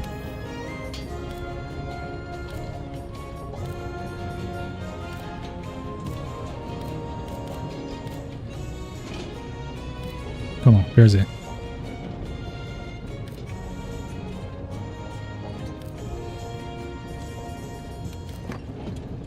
So I'm the one of the lucky person who has 4 attack to level 4. However, if you look at the attack boost description, for the first 3 level, it gives you attack power increase by numbers, and then from level 4 onwards, you're gonna gain 5% of affinity. Now, in the end game in Master Rank, because the attack number are too high, so simply increase a few, like 3 attack or 6 attack is not gonna be a lot in proportion. So the percentage increase is always better than a simple number increase. That means attack boost is most effective at level 4. If you reach above level 4, you basically have the diminishing return from there, right? So if you don't have enough slots or if you don't have enough decals, I recommend to bring attack boost to level 4 and stop there, or even just don't bring attack boost at all if you're not struggling with affinity. Fatalis weapon you will struggle with affinity because it has negative affinity. So that's why I used level 7 critical eye. That gives me 30%, and then well, that gives me 40%, but Fatalis has -10. I think I also have augmentation on the Fatalis weapon. Yeah, so I have augmentation of affinity increase, so that gives me 5%. So original Fatalis weapon is -15. So you will need at least a level 7 critical eye. So that's the Fatalis build. Questions? Nope. Now we can move on. This is Savage X. I'm gonna show you quickly show you another SAED playstyle. So SAED, the most comfy one, I even have a guard 5. What that look like is this. So basically almost the same armor set, except the head is Dragon Head Alpha now. And then the decals look like this. I have artillery all the way to level 5 and guard also to level 5. So in that case, if I'm performing a guard point, I basically have level 9 of guard. The only thing is I don't have very high handicraft, so only level 2. And I don't have like UV window or part breaker, etc. But it's a very decent endgame build. For the charm, you always want to use Challenger Charm level 5. And you will need to fight Raging Bracky for that, by the way. Now, let's quickly touch upon on the elemental weapons. I mentioned before, the elemental weapon, the best one will be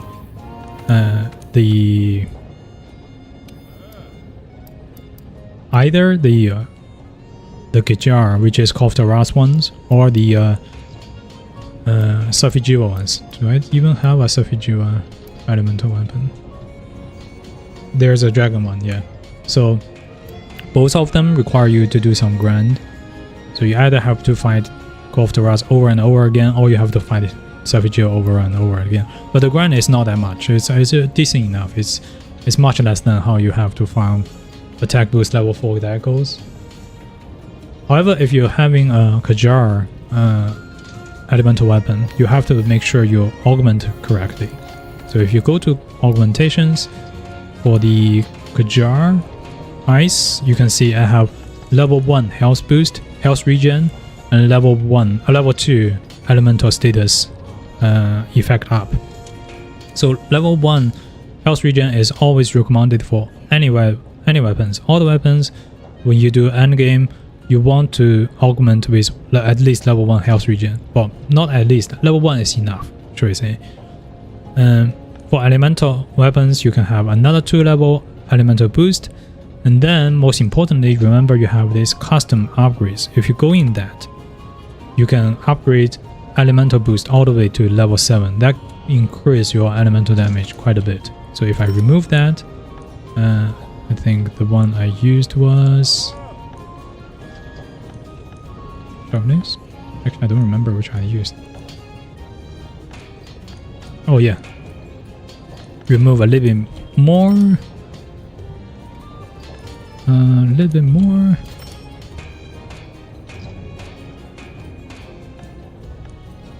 Oh, there we go. So I think you can raise elemental boost all the way to 5 here. So if I do that, Bal Hazak.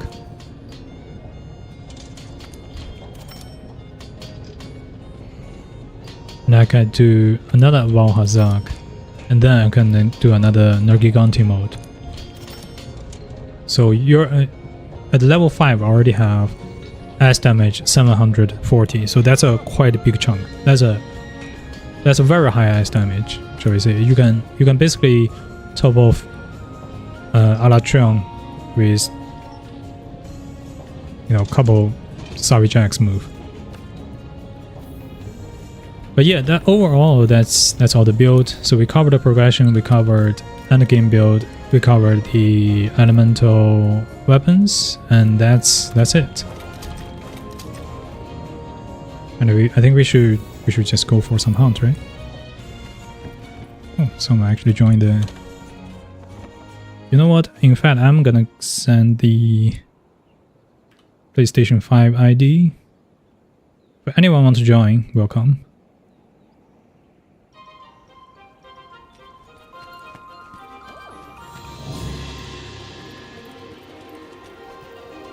Good morning to you.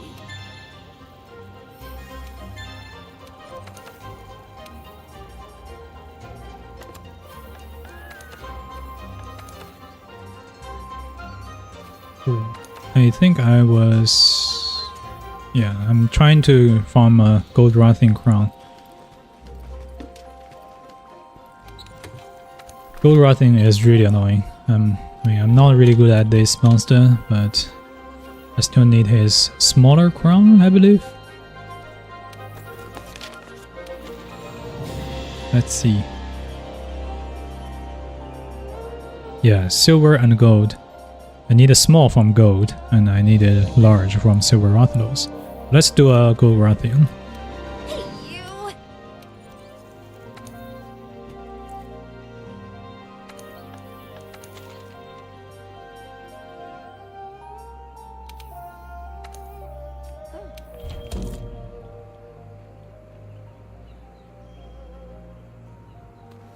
Oh, another thing we didn't cover is the food skills. Now we're in the canteen, right? So for the food skills, what you want to get is artillery, phalan artillery, or phalan bombardier for SAD playstyle that gives you a boost on your file damage. Or you can use slugger for Savage Axe playstyle that basically knock out monster a little bit more easier. Now, how do you do food skills? If you do custom platters, and you can see you have so many different choices, right? You have meat, fish, vegetable, and drinks. The meat give you attack level, and okay, so there are two different things: status effect and the food skills. Status effect are attack for meat, defense for fish, elemental defense for vegetable, and some utility for the drinks. For what's important is actually the food skills. With different combination on each line, you all have different food skills. If I remember correctly, for example, a good one for drink is, especially when you're fighting a difficult fight, is 6 of this line will give you safeguard. You see on the right side it says phalan safeguard. What it does, it will allow you to faint one more time. Now alternatively, for bombardier, I think it was 4 of the last line. You see, as I choose items, the skill change. You see, 4 of the last line will become bombardier, and then you can slot in another 2 of maybe the first line I'll give you sharpener. Polisher. So this is a really good combination for charge blade SAD. But in this case, I'm not gonna eat that. I'm probably gonna eat Slugger, which is 6 red.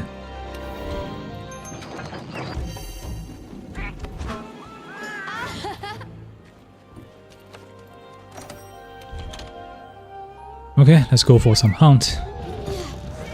Maybe die miserably. Jesus, that was a lot of talking.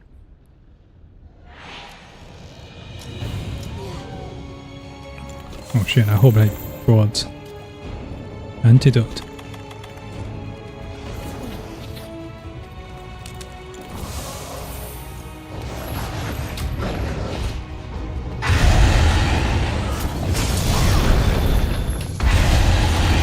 Yeah, I failed the guard point on the roll, which is often all the time, happen all the time for me. I'm not really good at guarding point the monster rolls. But you can do that. So as I mentioned, I always just gonna keep him enraged, and he will probably do it first.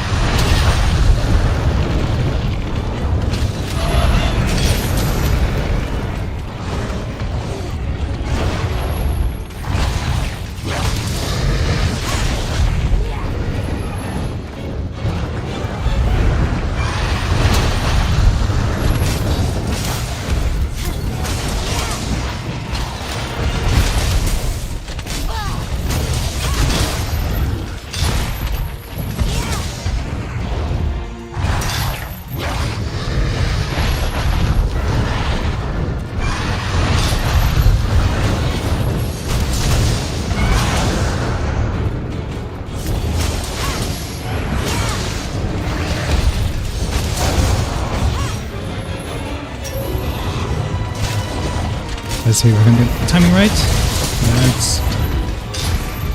Oh, I'm gonna die soon.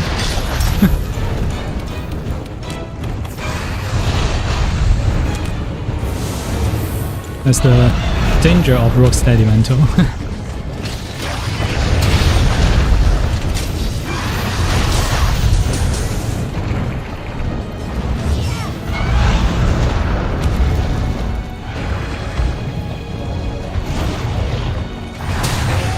Nice.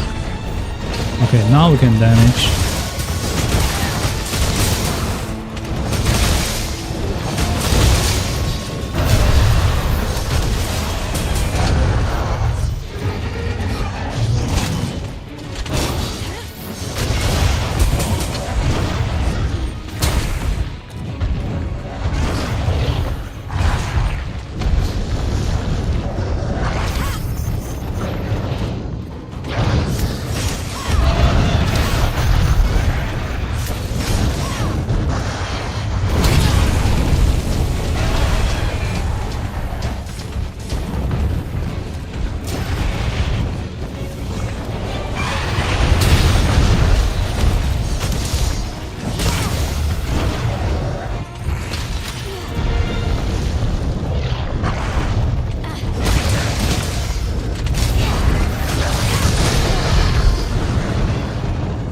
Now Agitator is on, we will have to try to clutch call him again. I just need a good opening.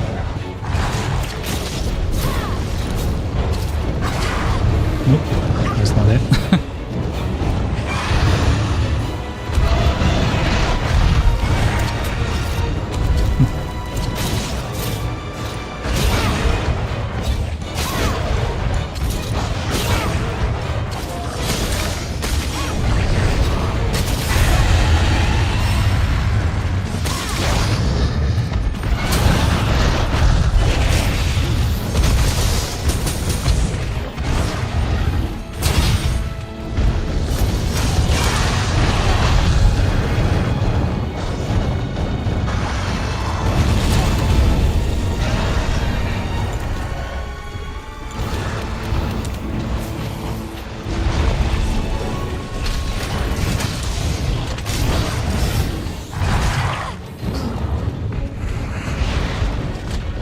do... Oh, spin.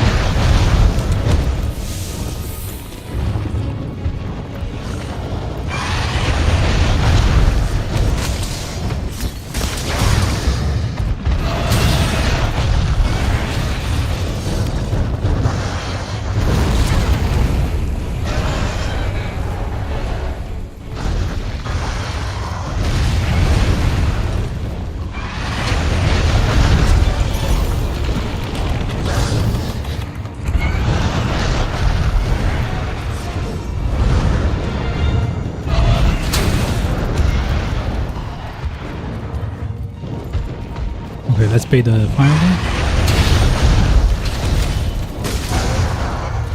Okay. Let's see if we can get the timer right. No, too early.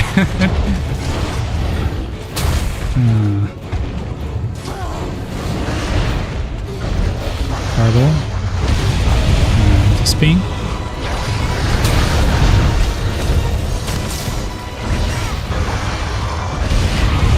That was too close.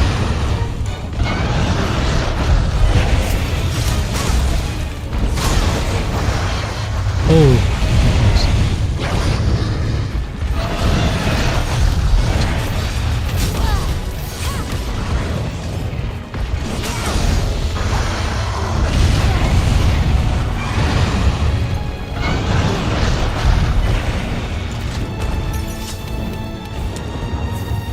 okay, let's not fight here. Come on.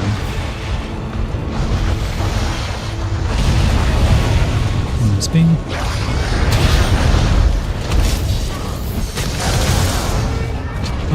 Nice. He's finally out.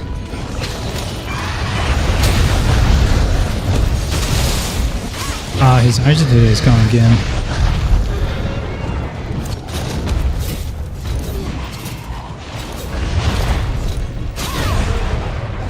And also he's not tenderest.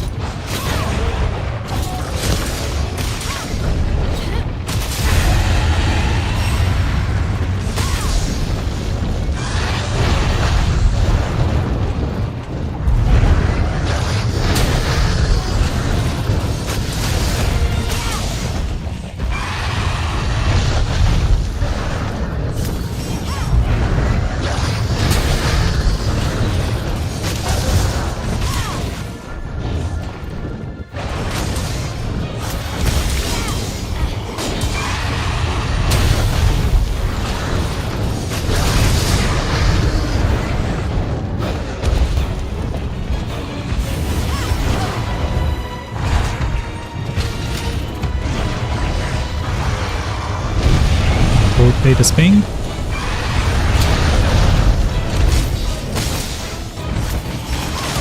So when he's enraged after his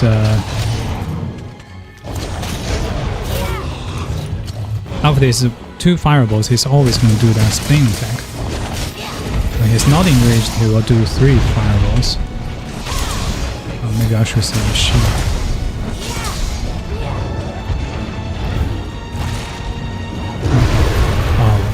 He's powered up again.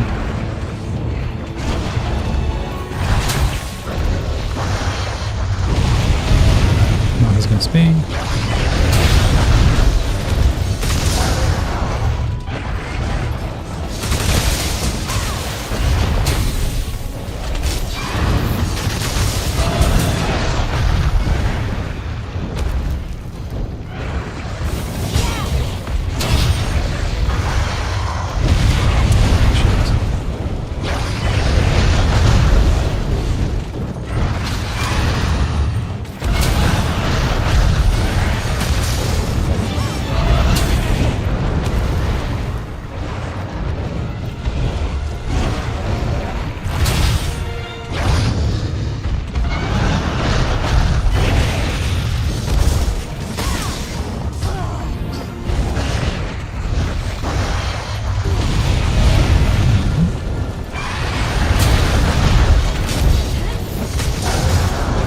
Okay, we've finally got him out.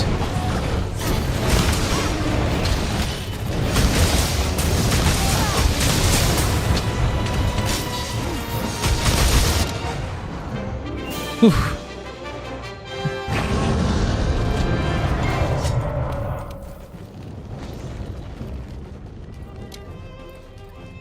Yeah, so if she is in the air, I can damage the head. She will actually be knocked out of the air. But my positioning was so bad, I was never able to hit her head whenever he does that spin. That was a really good opening. I just need to practice more. And also this arena is like, you know, up and down is not even.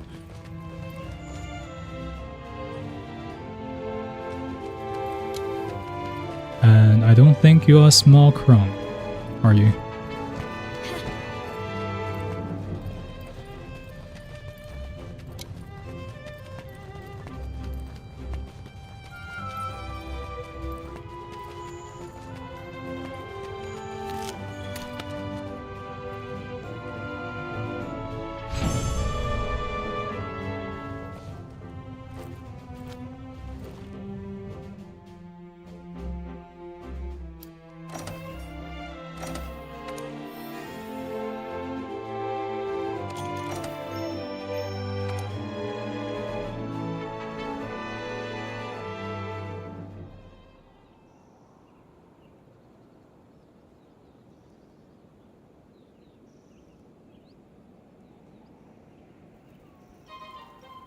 Nope. Okay, let's try it again.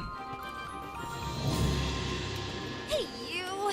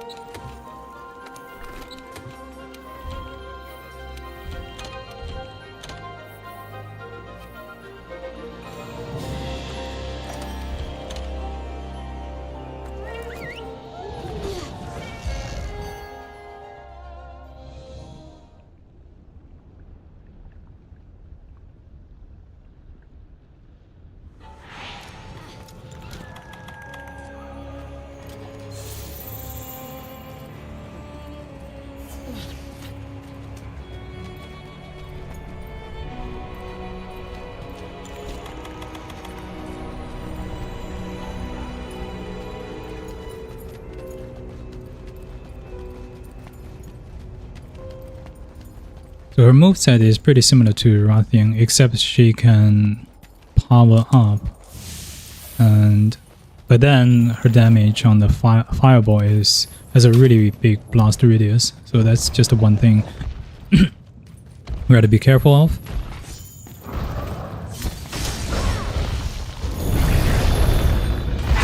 Oh, nice.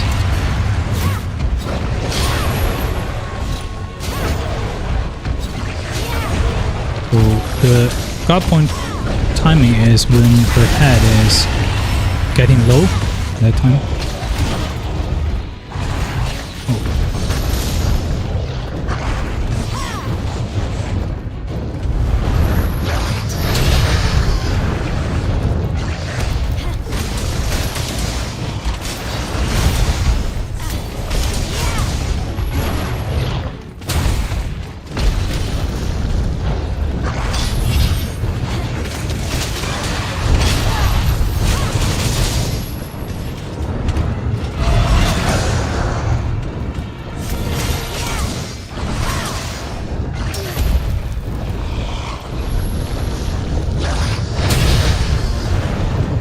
Do it again, please.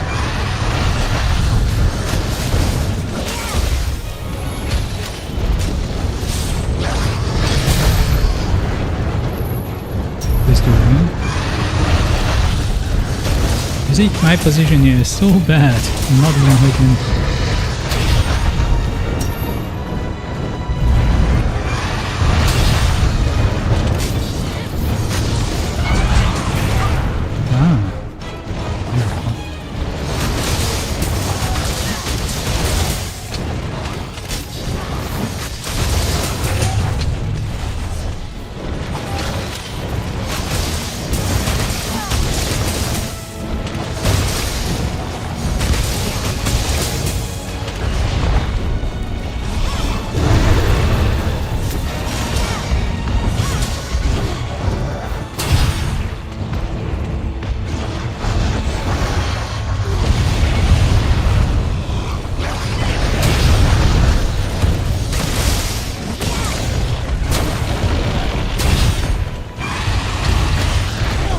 Oops. What did that hit me? Oh no, no, no, no.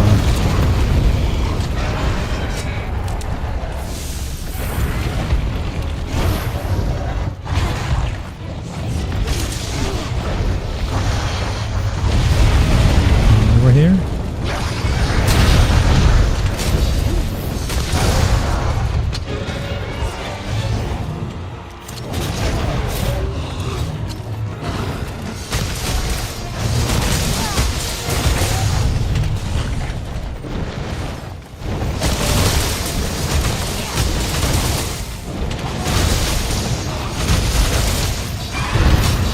Oh, that was one button.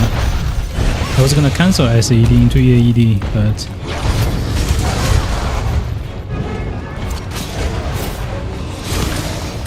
Tender is the head again. And our shield charge is almost gone, so we're gonna try to... Oh, that's gonna do this. Shit.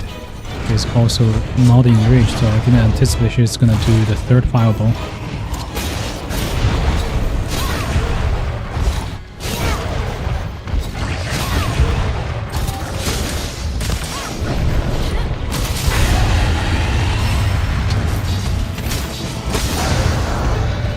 Yeah, we knock her out, that's good.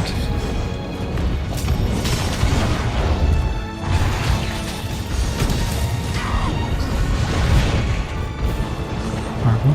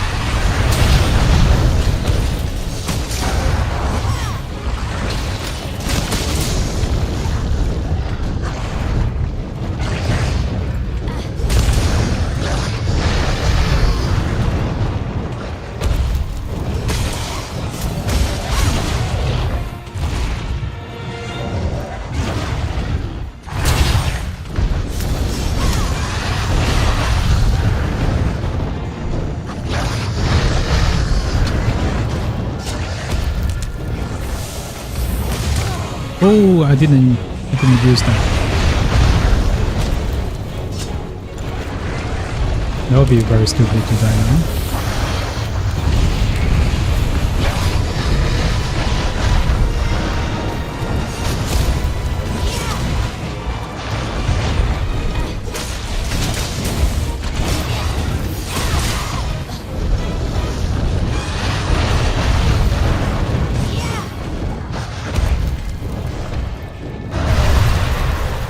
Just charge up again.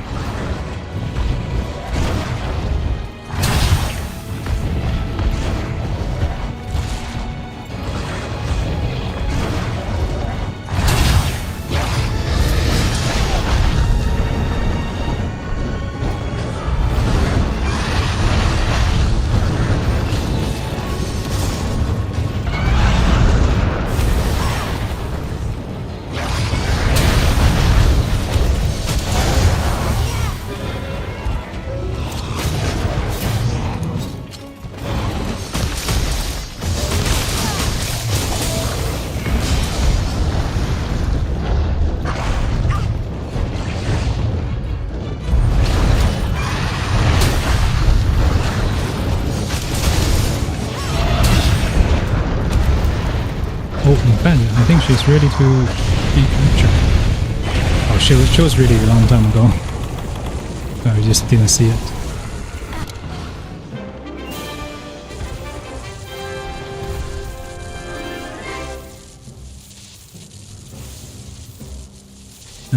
Are you small? No, I don't think so. Well, she's not big, but she's not that small either. Oh well.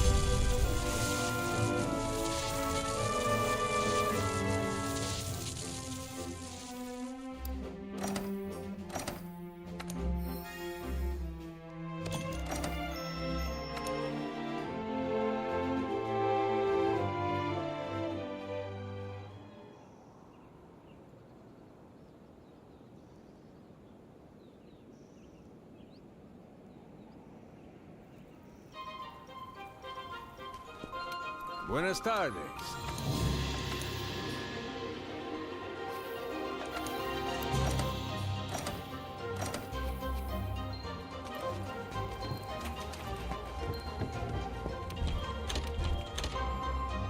Okay, but I think that was two fairly okay hunt. Well, I mean, it's not that terrible. So we learned the Rathian a little bit with Charge Blade. Basically, the point is just you have to understand the monster's moveset, make sure you use the guard point at the right time, especially if you're using a Savage Axe playstyle. You do want to finish up with AED instead of just purely using Savage Axe moveset, otherwise you will not be able to knock out the monster. If you don't knock out the monster, there will be no opening for Savage Axe, because that does need quite a lot of run up. But I hope, well, thanks for everyone joining the stream today, and I think I'm gonna end it right now because I need to make some dinner for the Christmas weekend. And I hope you like this kind of content. I mean, if you do, leave a like and feel free to join the Discord, which we can hunt together, and I can maybe make future live stream.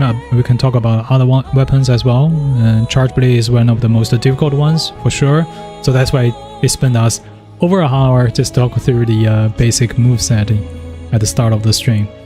And I think once I get used to this, playing and speaking at the same time, probably make some actual proper videos and talk about the weapons and give you some guide and tips about that. And thanks again for everyone watching. Remember, leave a like, subscribe if you join Discord if you can, and I hope you have a happy holiday, Merry Christmas, Happy New Year, and I'll see you again in the new year.